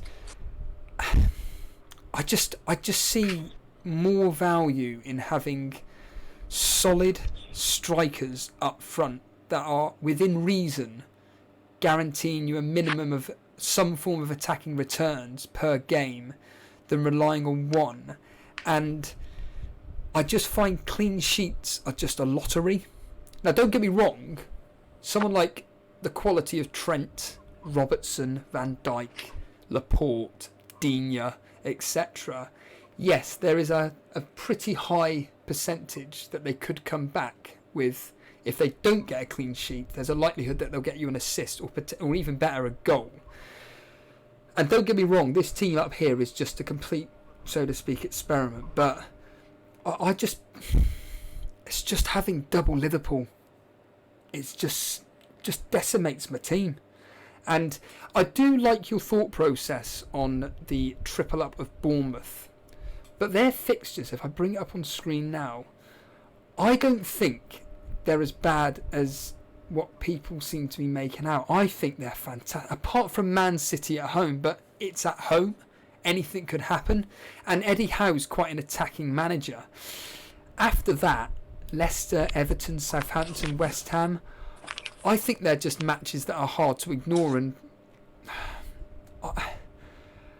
going with what Block FPL's been saying, he's thinking of going up with triple Bournemouth. But I personally think what's going to happen here, Maya, is I'm going to end up with the FPL community template team, and I'm probably going to end up with double Liverpool defence, Digne, Laporte like yourself, maybe Zinchenko, a 4-4-2 with Jota and King up front. I just don't like Josh King. That's another one as well. Josh King's somebody that I don't really trust to be getting me a consistent return, so to speak. So yeah, that's my basic thought process, but I just yeah, hopefully that explains. Just one more question. I mean, you're talking about Zinchenko at 5.5 being a starting. I understand for City, but I mean, in the last preseason game, Angelino started from PSV Eindhoven, recently purchased. So isn't that a bit of a worry, spending 5.5 on not a guaranteed starter? Exactly. I'm not going to lie. So going on what I said previously about regarding gut feeling and what I wanted to do at the start of the season. So I said to everybody on here, I was like, right, Zinchenko, if he comes in cheaper than Laporte, I'm getting him. And when I saw he was 5.5, I'm thinking, this is a guy who played 13 matches out of the last 14 games for City last year. Pep clearly loves him, and I cannot turn down that price. But then people like yourself are then saying what you've just said, which is, yeah, but they've gone and got back this Angelino. Do you not worry about his security starts? And that's why I think that I'm going to end up with this template of having Laporte back in the team, basically. So yes, I do have my concerns, Maya, regarding that.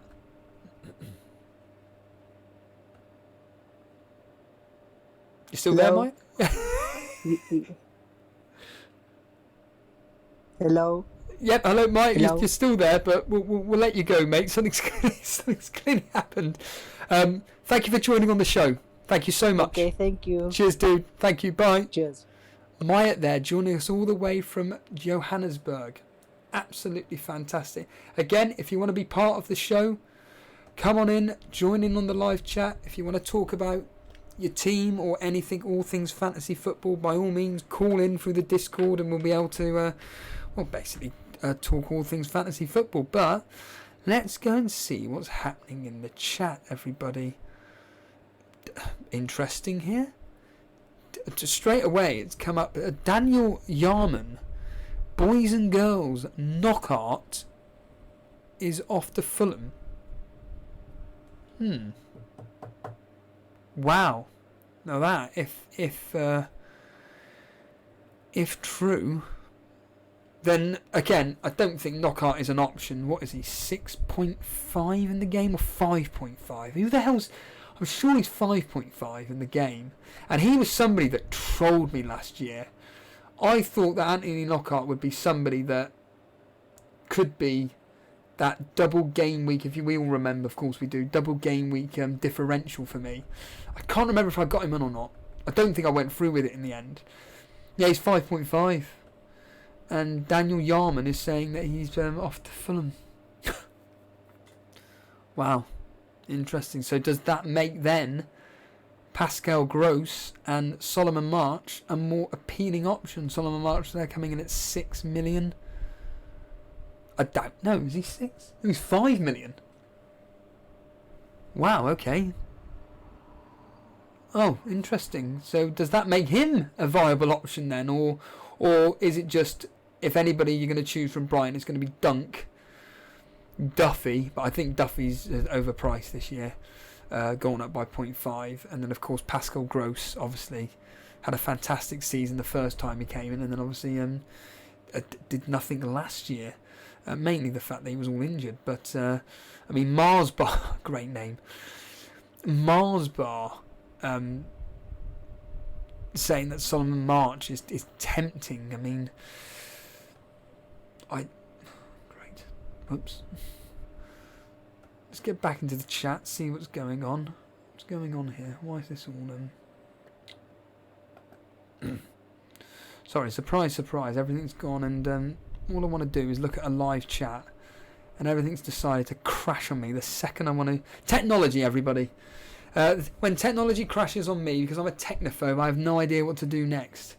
All goes into panic mode, but I will get out of the chat in about 6 seconds' time. But what I will say while we're waiting for this is, if you are watching this stream live right now, and you want to show support for this specific stream, hit that like button.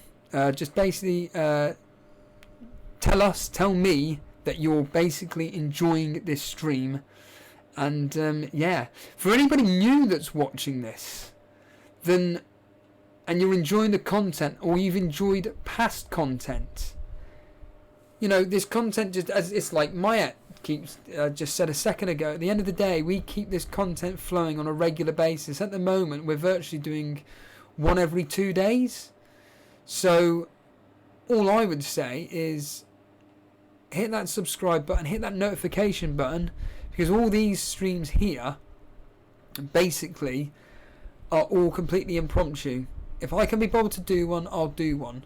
Usually with my other co-hosts in Jason and Dan, they usually make sure that they've scheduled it like a day ahead, basically, because they know when they're going to be doing it together. Whereas me, usually what happens, and as Brett Mollison made that wonderful comment the other day live on air, that simply put, I am bored and I just want to talk fantasy football. There's no point in me looking at my phone and be like constantly pressing and going, yep, he's a good choice. It's a waste of time. What I prefer doing is getting you live on air, hearing your thought processes about... I mean, those thought processes into Ake.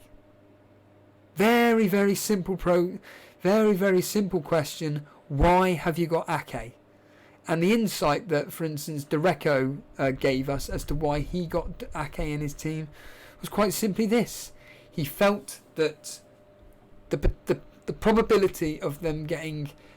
Bournemouth getting a minimum of 2 clean sheets in the first 3, maybe at a push 4 games is quite high. They got 10 clean sheets last year. If we bring up Ake right now on screen at the moment, they got 10 clean sheets last year. I mean, Ake, I've got to say though, from a goal threat point of view, really, really good option. He scored 4 goals last year. Like we said, he's got 10 clean sheets. Opening 4, maybe up to 7 fixtures. Bournemouth, in fact, let's count the first 9 fixtures. Now, like I said, I think that Bournemouth are one of those teams where you don't know where their clean sheets are coming from. They're so sporadic across the season. It's not like, for example, Burnley or Brighton.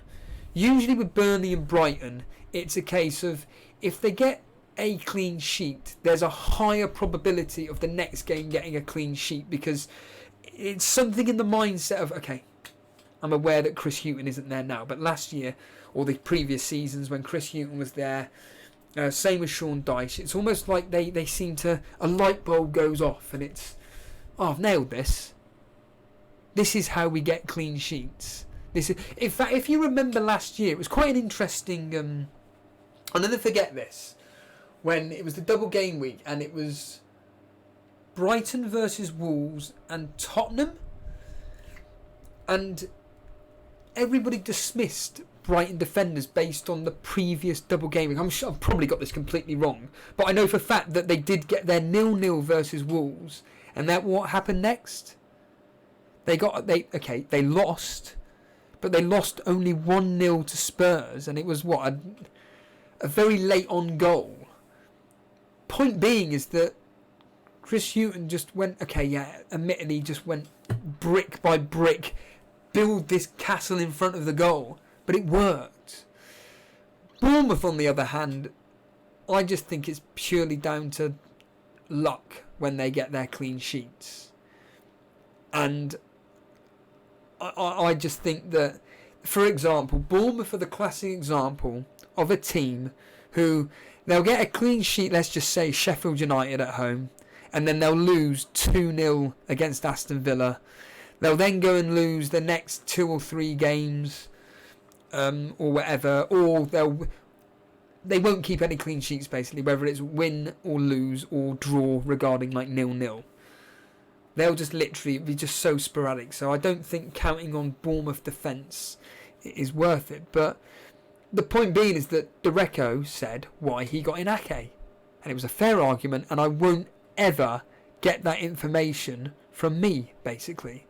I cannot come up with a thought process and go, yeah, I can see why you've put that in your Rate My Team with a picture, and me just saying, just repeating everything that every other human being on the planet is just going to say. Whereas when we get live on air, it's your thought process as to why you have brought this particular player on. So yeah, like I said, if you want me to rate your team in the Discord, I'd rather have you come live on air, to be completely honest with you, because it gives me a more better... In fact, you know what?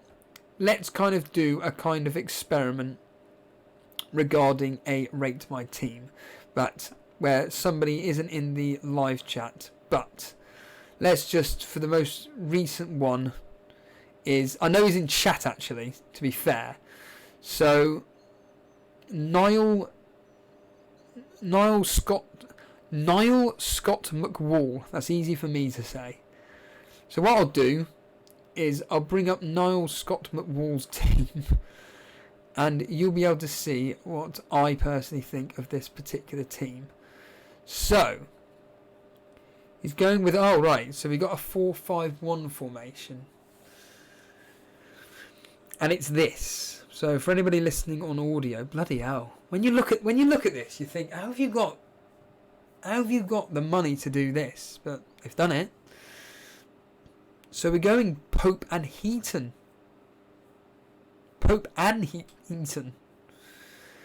Robertson, Alexander-Arnold, Zinchenko, Digne. Yeah, it's the template team. In fact, do you know what I'm going to do just to keep the stream going on for a bit longer?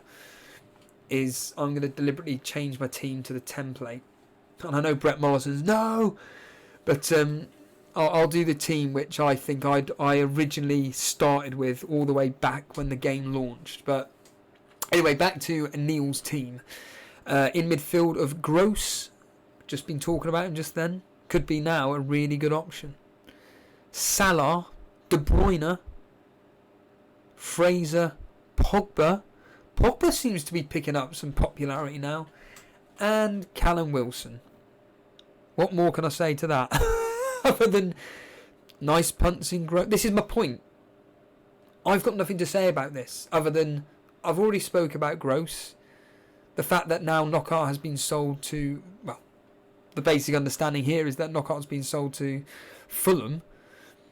And obviously Gross was the key creator for Brighton 2 seasons ago now, but you know, maybe he's going to have even more responsibility in the Brighton team. Who knows? Pogba, again, spoke about him earlier on, seems to be somebody that's going to put his head down. In fact, Dereco, again, made this point. Could do what Hazard did last year. He'll say to United, look, I'm going to tell you now, I'm going to go next season for definite, no matter what. So, what I'm going to do is I'm going to give you the season of my life, and then you're going to allow me to go. We just don't know. But, based on Dereco's comments, happy days. And of course, Wilson up top. I mean, the bench is, barring playing, well, Heaton maybe moving to Aston Villa, but barring Heaton being a definite player for a team, basically, although obviously we're going with the Burnley double up, so to speak. Martin Kelly not guaranteed to start. Again, Connor Wickham and Mason Greenwood. No chance of them. But yeah, what I'm going to do now is I'm going to deliberately do my team and see what you guys think, even though we all know what this team is going to be. So basically, let's get rid of... So I was never going to have Nick Pope in goal. I always was going to be going with Fabianski, because Fabianski is, and this is the key word here, proven FPL player. Jason was somebody that had him for the majority of last season and did wonders with him last year. And I think he's someone not to be... I think actually he's being a bit overlooked, but... So we don't want any of these defenders here. Nope. Don't want any of you at all. Now all of you are going to be thinking, what are you doing, Steve-O? Get rid of Zinchenko. Well, it's because we're all going with you-know-who. The power 4 of Alexander-Arnold. I'm going to put Van Dijk in, just for that fun saving. And I'm pretty much happy with Van Dijk, to be fair. Man City and Laporte. Let's quickly stick him in. Digne. Let's throw him in. And again, I keep banging on about this. This is pretty much the elite, the FPL community template team that I'm making up. I'm not going to lie. And then Martin Kelly of Crystal Palace to make up my back 5. So it's a set and forget goalkeeper in Fabianski and a back 4 starter of Alexander-Arnold, Van Dijk, Laporte, Digne and Martin Kelly. My midfield would be, as it's up there now, of Fraser, Salah, Sterling, Dendonka and Sigurdsson. Yeah, Sigurdsson. And then up front, it was going to be Jota, King, and a non-playing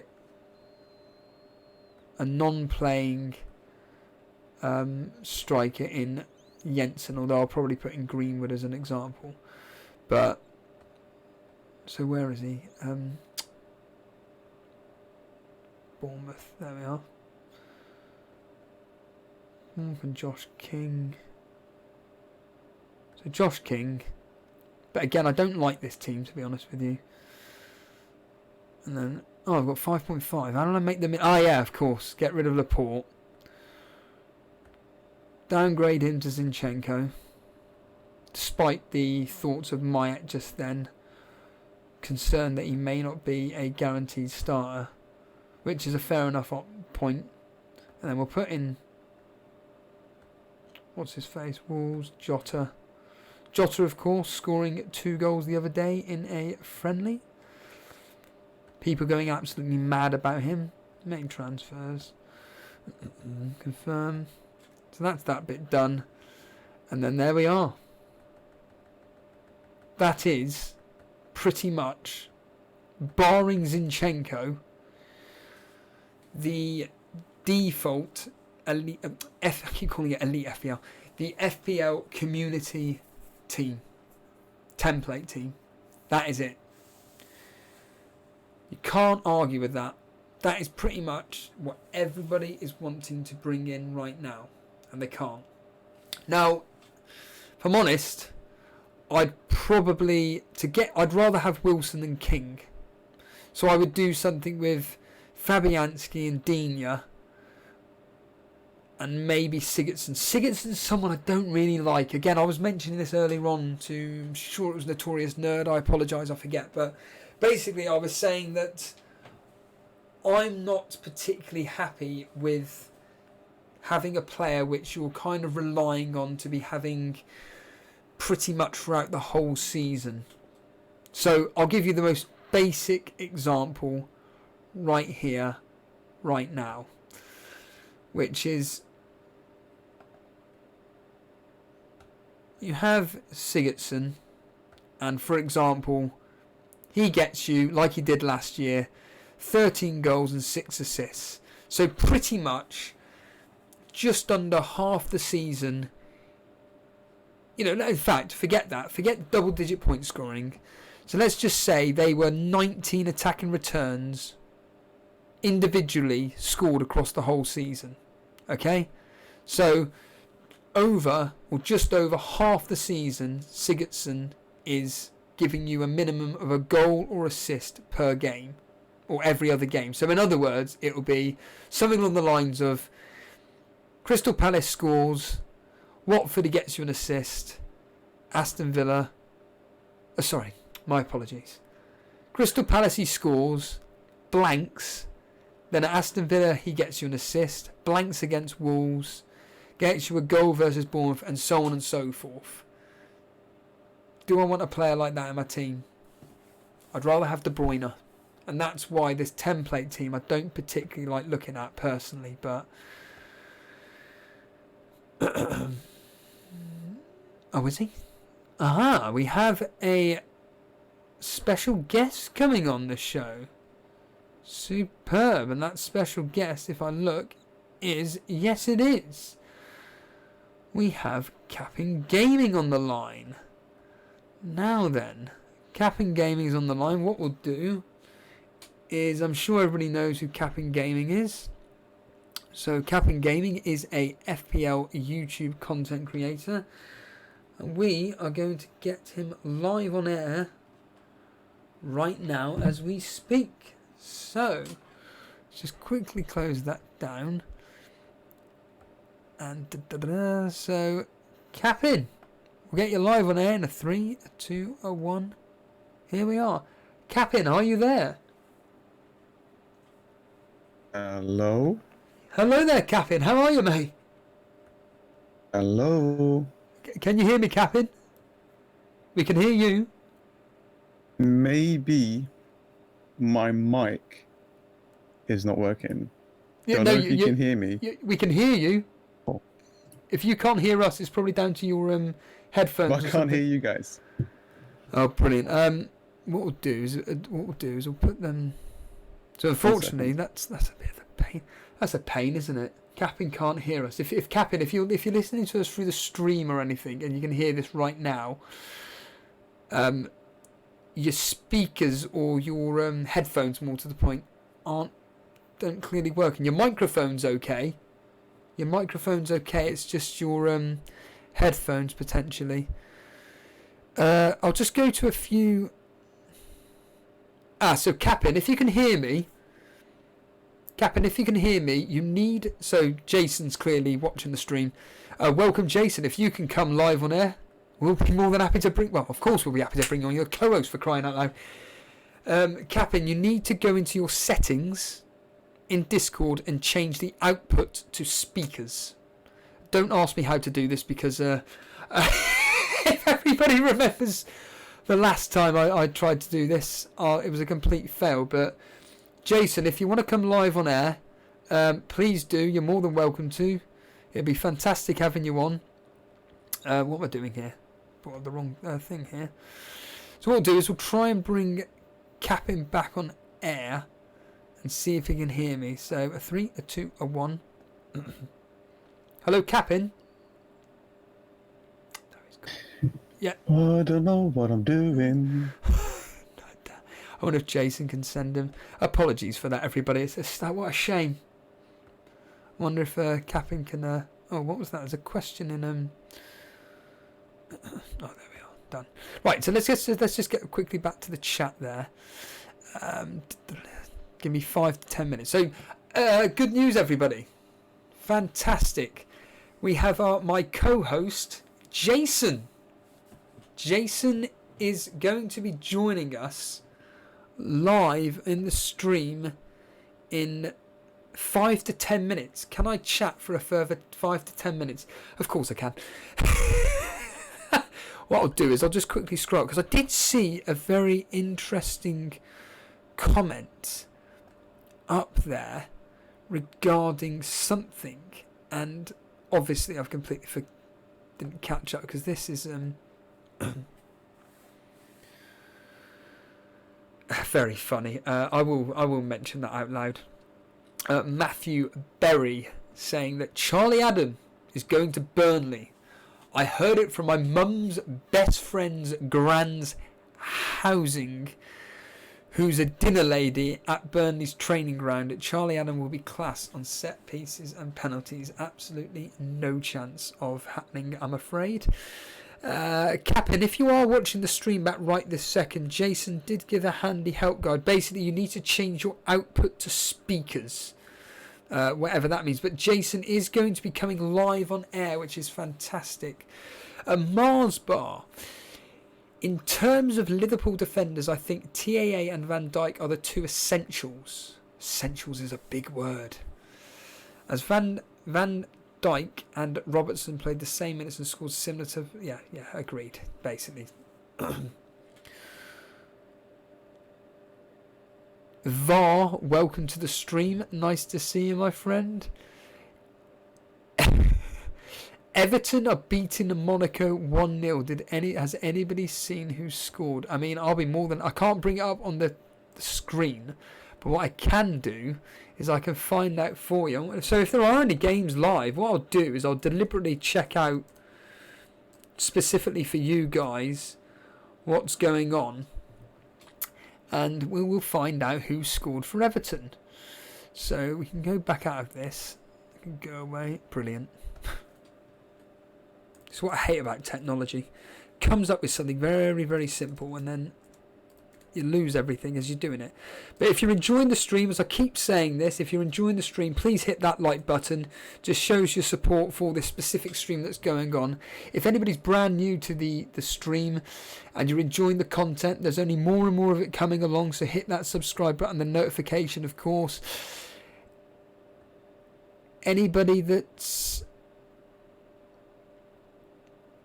wanting to know any of the scores right now, I'm about to do it now. So Everton actually won 1-0 versus Monaco, and the scorer was, of course, it won't come up. Absolutely typical.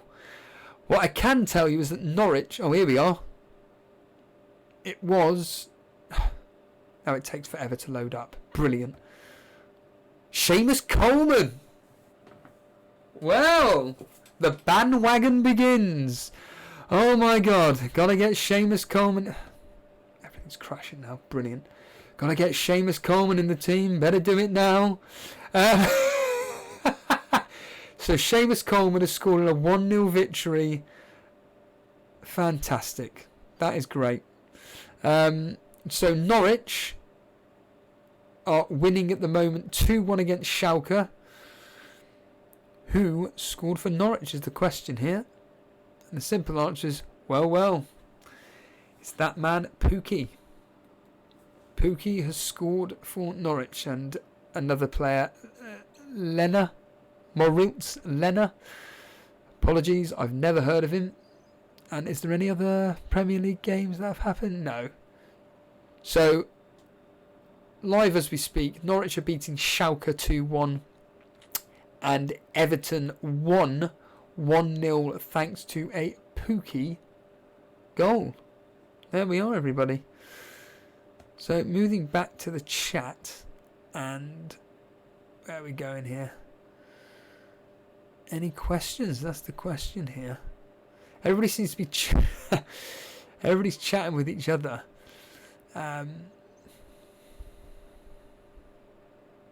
Brett Mullisar asking a nice question, actually. If you kept triple Bournemouth, would you just roll with it through game week 3? Yeah. I would think I would just roll with it through game week 3, but let's just... Jason's in the waiting room, so hopefully he'll be telling Captain. So Jason will be joining us in the next...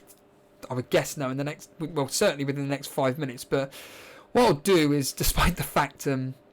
saying that I don't like doing this, but he is going to be hopefully coming on live on air in a second.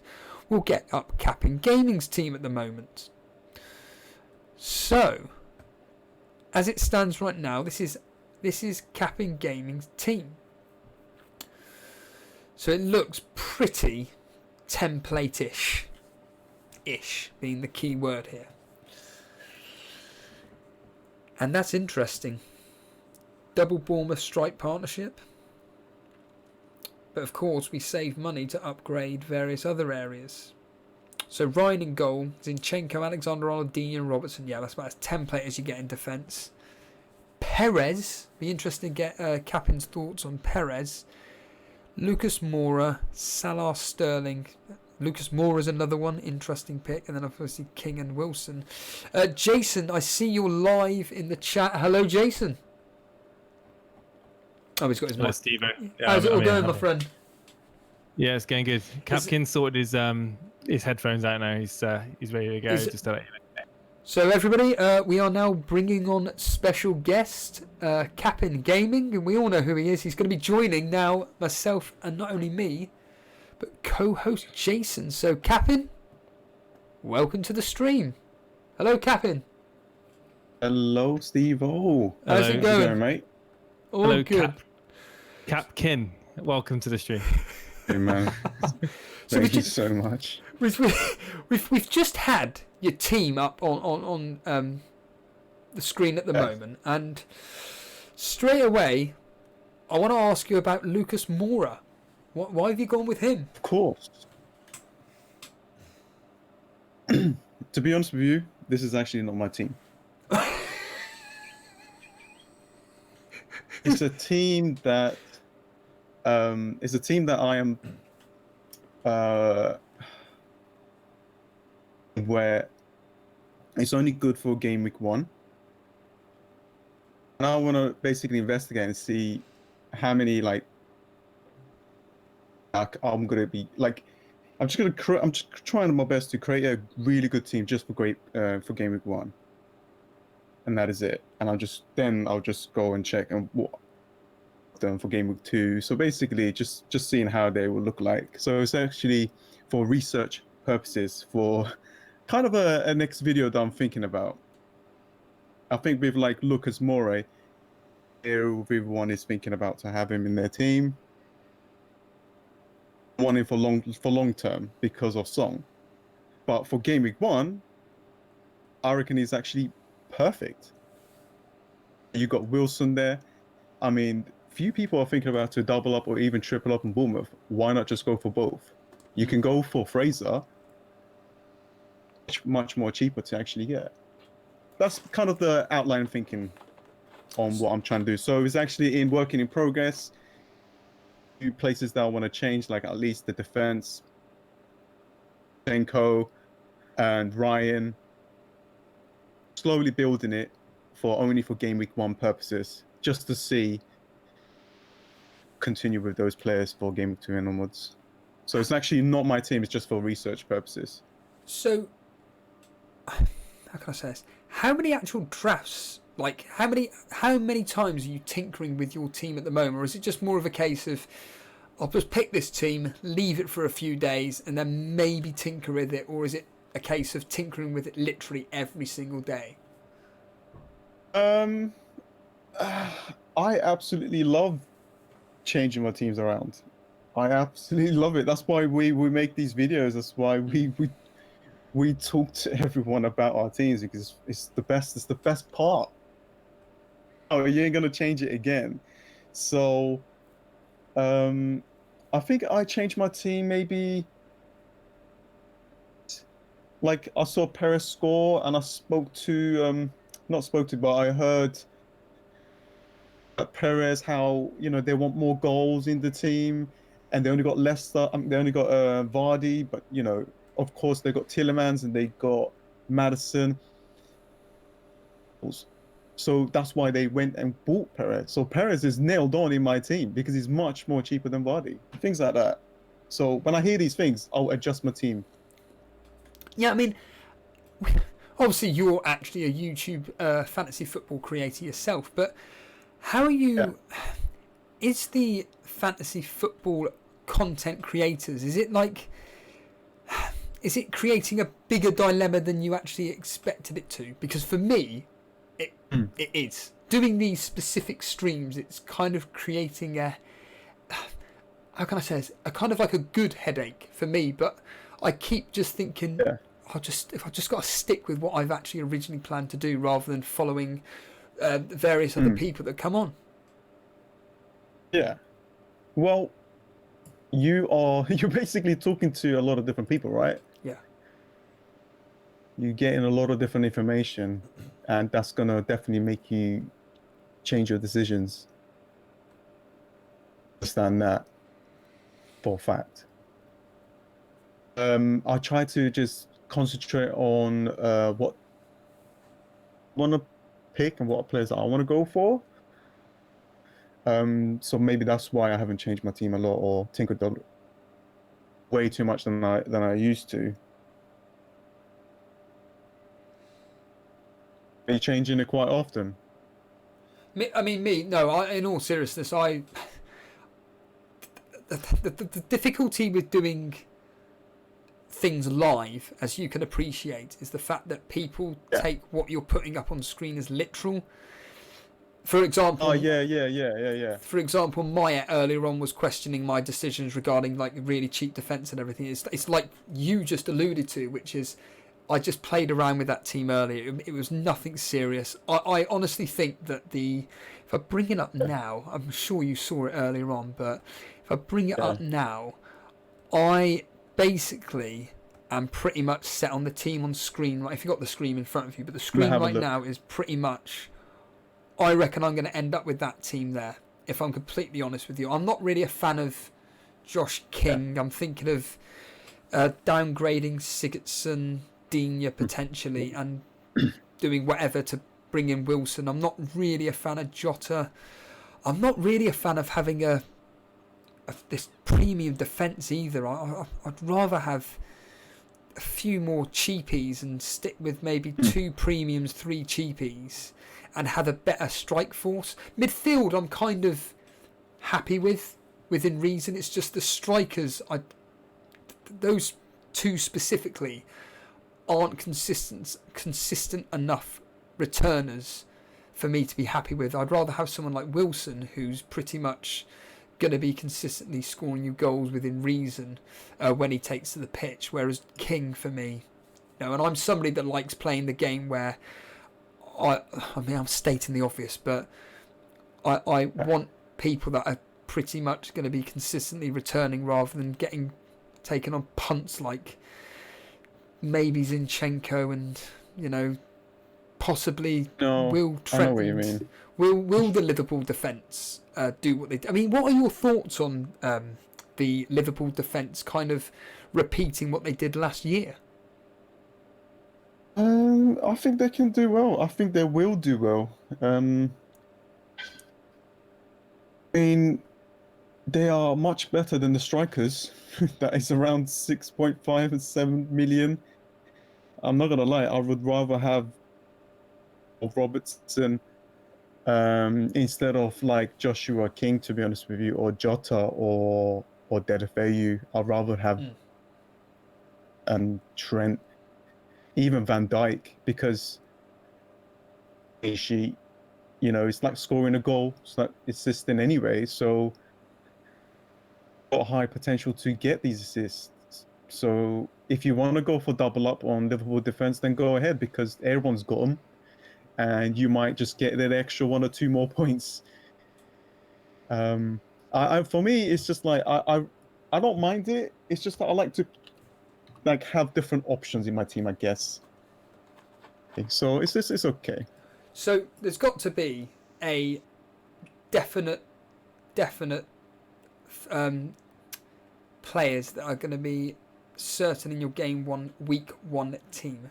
Who will those players be? I'll show you my real team. Okay. We just put it up in the rate my team. The team that I have that I'm going to show you, I have only 2 areas that I'm not 100% happy with. I'm pretty sure that a lot of people who's a fantasy football player will definitely agree that you're not always happy with your team that you have. I'll show you now. I'll post it in. So this is my Wow, excellent. It's coming. Let me just see if it loads up on the screen. Yeah, it's up. It's a 3-5-2. Fantastic. Yeah. So I could go through it if you want, or you want to go through it. No, you carry it. It's your team. You go through it, my friend. Okay. So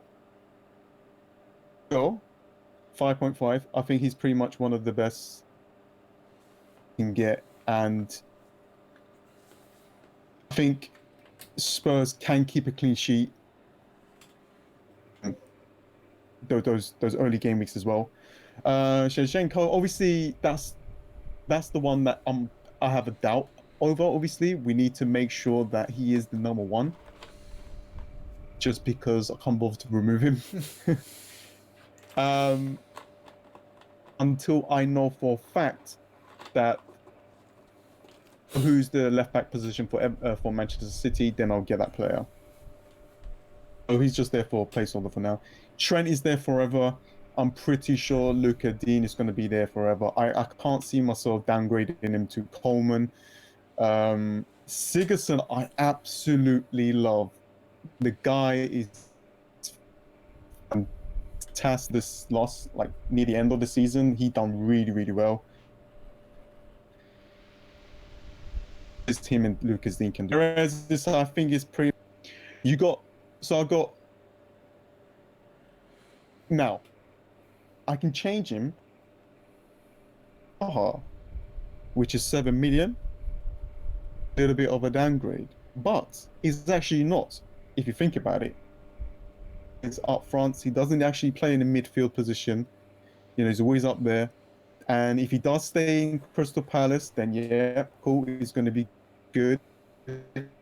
If he goes wherever he goes, he's going to be good. We are not 100% sure.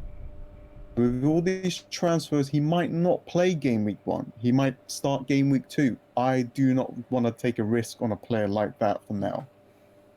Oh, if Zaha moves now, he wants to play game week 1, and if he does move to Arsenal, they're playing against Newcastle, who's going to go. It's not going well for them right now. So, to remove Fraser to Zaha, because I'll be very happy with that. Salah obviously going to stay. I can't see myself getting Mane unless Salah is going to have a holiday.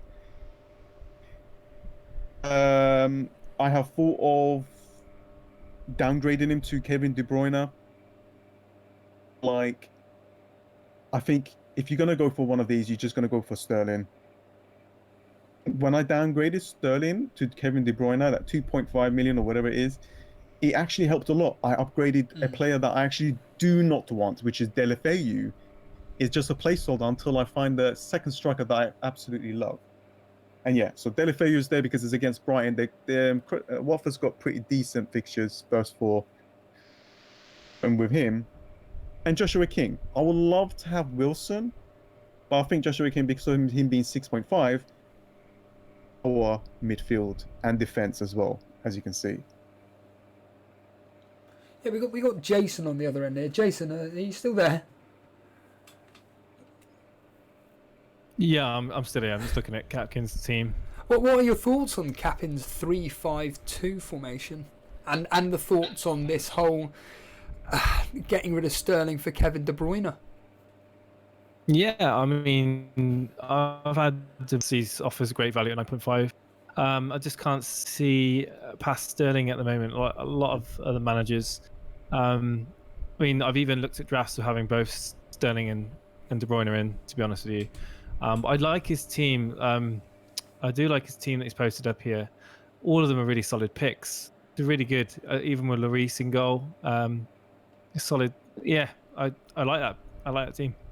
Oh, that new West Ham player. Yeah. That they just bought, that striker. Hanny, whatever his name is. Haller. Yeah, so Haller. I got so I could downgrade Lloris to a 4.5, get that 1 million, and upgrade Deulofeu for that guy. Yeah, we had. If I wanted to. We had a caller on earlier. He's a regular in our Discord, Boa Rice, and he actually thinks that Haller could be an excellent signing for West Ham, and he thinks that he could actually replicate the same amount of goals as he did for Frankfurt. What are your actual thoughts on that? I actually covered. I actually did some research on him. So, also, I think he's got pretty damn good, decent assists as well in Bundesliga. But Premier League is a different beast. So the best thing is to do just wait and see how well we do. You know what's gonna happen? I think what's gonna happen is gonna do well. That's what's gonna happen. And like Antonio and Felipe Anderson, these guys are gonna shine because of him. Because he's actually that guy is pretty damn. The new guy that they bought is really good on the ball as well. And if you're good on the ball, that means you will do well. Yeah, because I think the main thing is obviously Nautovic. He was kind of lethargic towards the end of last season. Obviously, he had that fun and games that happened at Christmas time with him going to China, not going to China, and declaring his allegiance again with the club. And now we've got a new guy on the block who's going to want to impress his new club, the fans. I completely agree. West Ham's midfield.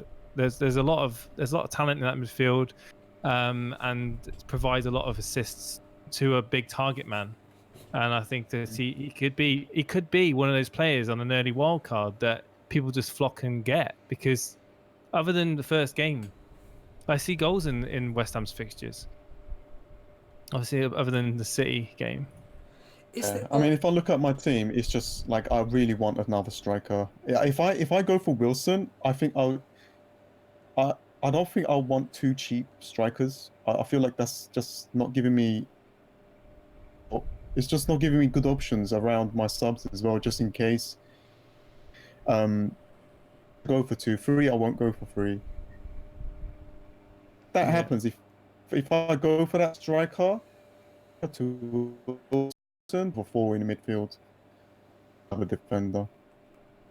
Can I ask you both which team or teams do you think that a lot of people are overlooking? So my answer to that is I think that a lot of people are overlooking Tottenham and Chelsea. Whether it's defensive, attacking options, it doesn't matter. But which team do you think, or teams do you think that people are overlooking? Do you want to go first, Captain? Yeah, West Ham. I think that they've got a really good. They've got talented strikers, like forwards, and Lanzini and Felipe Anderson could do well after the first game week. I do good early games that a lot of people kind of missed out on or not looking into. I think a lot of people know all these things. I think it's just Everton and Leicester is right. So for us, doing a lot of gamble on them. I think the secret. Sorry, I think the secret one is Arsenal because they're playing Newcastle away. Yeah, and then Burnley at home. Yeah. I liked Boa Rice's strategy actually, and there's a lot of people aren't going with the strategy of like looking at players for upcoming game weeks. And his strategy was basically, so at the moment he's got Aubameyang and Ake in his team, and he wants to just take a punt on them two for the first 2 game weeks, and then after 2 game weeks he's going to sell them both and bring in Trent Alexander-Arnold or Robertson, whoever, and bring in Vardy. So I think people are overlooking Arsenal assets, especially in Aubameyang. But aren't you worried about this? Seems to be picking up some steam, this chat about Aubameyang, Man United putting in a bid for Aubameyang. And do you think that Arsenal will let Aubameyang go? They can't. Yeah, I agree. They can't, but I think they will because they're so bad at transfers. It's ridiculous. I mean, Jason, as a Man United fan, would you take Aubameyang? Yeah. He's a great striker. But we have got. I mean, it's Rashford. It's his season really now to kind of just step up to the plate, and obviously Greenwood. I know. Like Solskjaer was saying that he's got a chance to start against Chelsea. I didn't realise he was only 17. Didn't know that. Historically, United have had great academy players come through the rank, where Chong, Greenwood, the likes come through and can show that they can get first team football and take the place of Martial, Rashford in certain because that's how Van Gaal introduced Rashford in the first place. Obviously injury kind of threw his hand, but those players are knocking on the door, and if you give them the chance, they could easily perform. We've just had someone in chat, Shane Uren, and he's saying that he's got a power 3 up top of Kane, King and Vardy, but it means missing out on Sterling, which worries him. Captain, what are your thoughts on having a very expensive premium front 3, but it means missing out on some of these players like Sterling as an example? I think that's fine. I reckon Kane would do well. And Vardy would do well. I think if you can get a City cover, maybe if you can get like Kevin De Bruyne or Bernardo Silva in as well, a little bit of Manchester City, I think you should be fine. But the formation that you might have to go for is like maybe 2 in the midfield, and then 4.5s in the defense as well. But I think 4.5 defenders will do well. Yeah, I reckon they will help.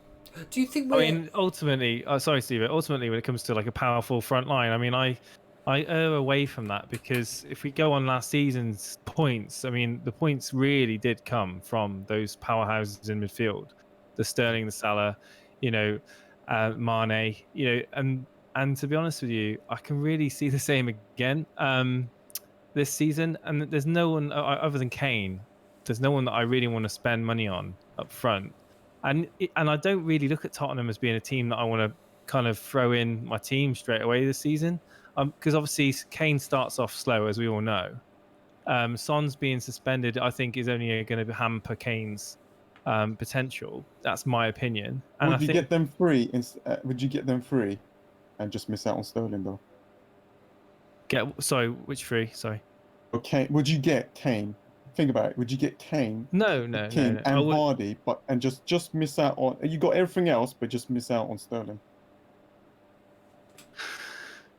No. This is a bit difficult because I just think that Sterling for Man City, I mean, he's got so many point holes from last season, and I brought Kane in last season for that game week. Can't remember what it was, game week 20 something, and it kind of backfired massively. So yeah, I personally go with Sterling. That's my thoughts on that. Yeah, I mean, I think it might be too risky to go. I mean, it's nice. I'd love to have Kane, King, and Vardy up front. It's nice, but because everyone's going for the templated teams kind of thing. If you don't do well, you're done. Just a question for you, Captain. Do you think that, I'm not going to lie, people, including myself, we're just looking at last season and thinking that, I mean, I said to you about Liverpool, but maybe take Man City as well, and maybe Everton. Do you think we're relying too much heavily on what happened last season and thinking that it's all going to be replicated this season? Or do you think, no? Yeah. I was hoping you'd say that. Yeah. Do you think that's a bad thing?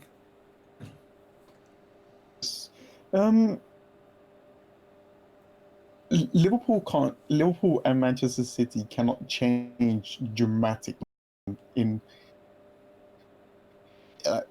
Space 1 of year. a couple of months, a few months. Yeah. Like if you look at Arsenal, right? I absolutely love Arsenal. I live around there. I have a soft spot for Arsenal. And then bought overnight. My opinion on that. Oh, I think the stream might be dead. I don't know. I know Steve has gone quiet.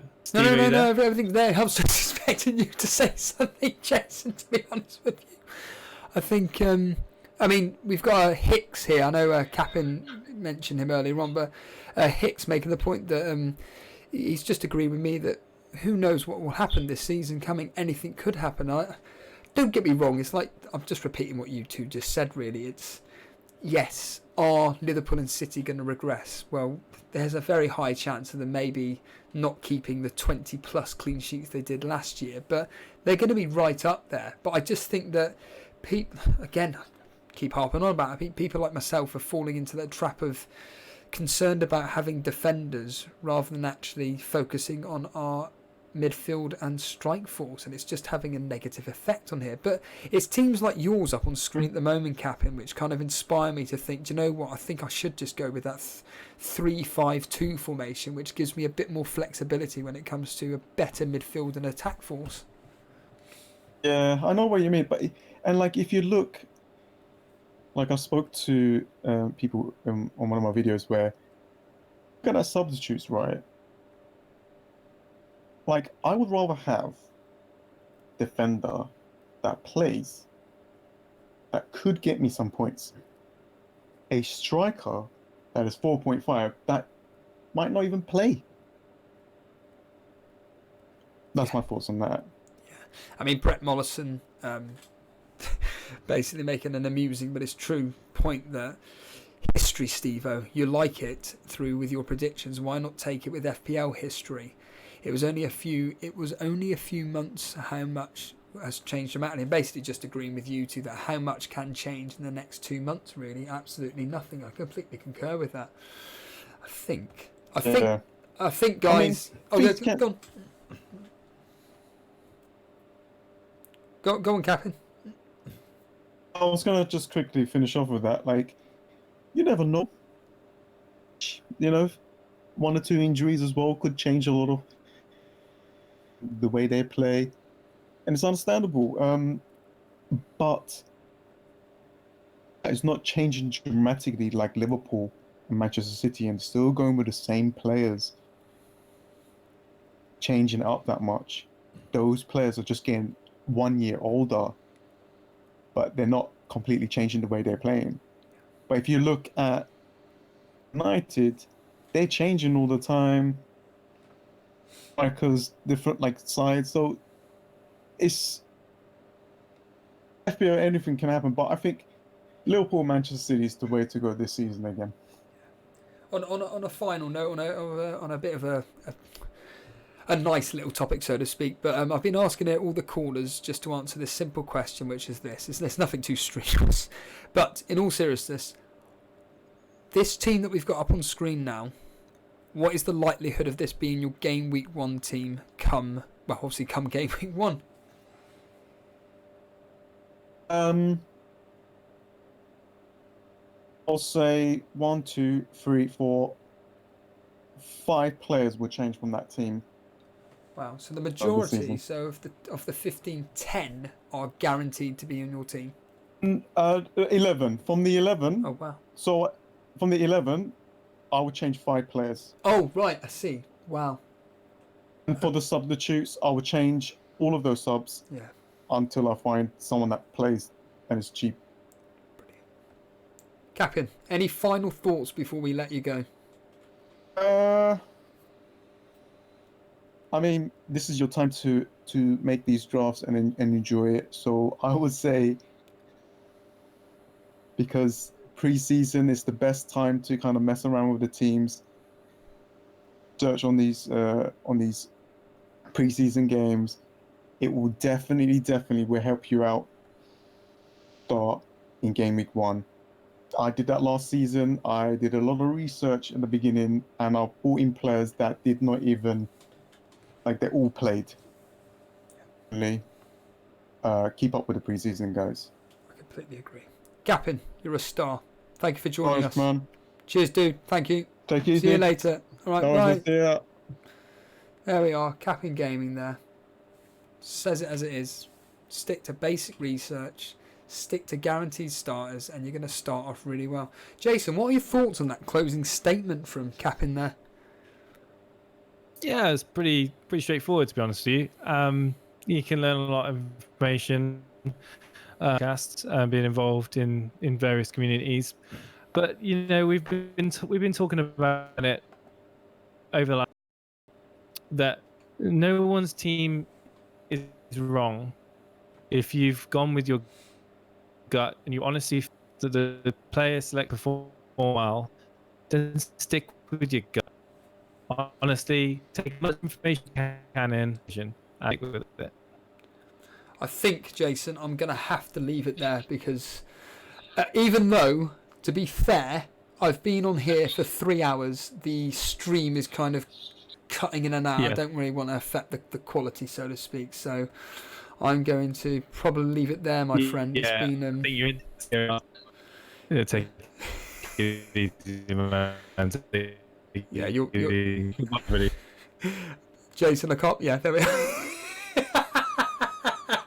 Jason becoming a bit of a Dalek there. I have no idea if that's my connection or his. It doesn't matter. The point being, I can only thank him enough for coming live in the last 10 minutes or so of that stream. Thank you. There we have it, everybody. That is a night for me. We've been going on for, like I said, well over 3 hours. In fact, it's 3 hours and 8 minutes exactly right this second. It's felt like, if I'm honest with you, it's felt like 10 minutes. It's been absolutely fantastic. We've had a number of callers on. They've all been great. Really, really enjoyed it.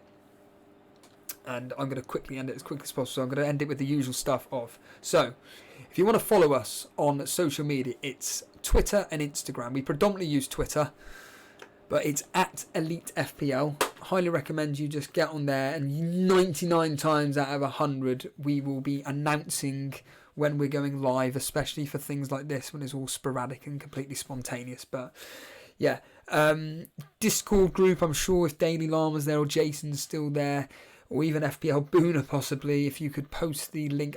I don't have the link, would you believe? But if you could, if you wouldn't mind posting the link in the chat, that would be awesome. But yes, if you want to join us in the Discord group, it's a really, really cool and friendly community where we've had anecdotes from various members of the community that have come on live saying how we have helped you make decisions on what you're kind of 50-50ing about, basically, like that. As ever, if you've enjoyed the stream, hit that like button. It'd be really, really appreciated just to show your support, basically. For anybody brand new to this stream and this is your first time and you've enjoyed it, hit that subscribe button, because we are just going to be creating more and more content for you guys. We know how much we all like talking fantasy football. We all know how much these streams or videos help you with your decision making. So hit that subscribe button, notification for when we go live. Other than that, am I thinking of anything else? Of course, thank you guys for joining us. It's been a very, very long stream. And like I say, it's been absolutely fantastic. I'm going to close it there.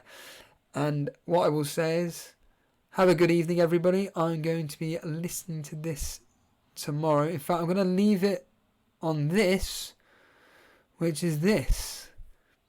Dereco, and I quote from Lampard. So Dereco is quoting Lampard here. Mason Mount is part of the first team squad this year.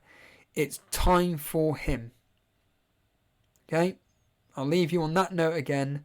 Lampard has come out and said basically that Mason Mount is part of the first team squad. Now that could mean anything. That could mean being on the subs bench, who knows. But based on that simple quote there, you know, it looks like he's going to be part of the first team. I've just seen from Jason, interestingly enough, bloody hell, we've got a lot of subscribers since this morning. We're only 30 subscribers off 1,000. 30. So guys, if you're watching this now and you haven't subscribed, just hit that subscribe button now, and we can get to that 1,000 mark by the end of tomorrow evening. That would be absolutely awesome. I know for a fact that our subscriptions are going through the absolute roof, and like I said, we've doubled them over the last 3 weeks, which is absolutely mental.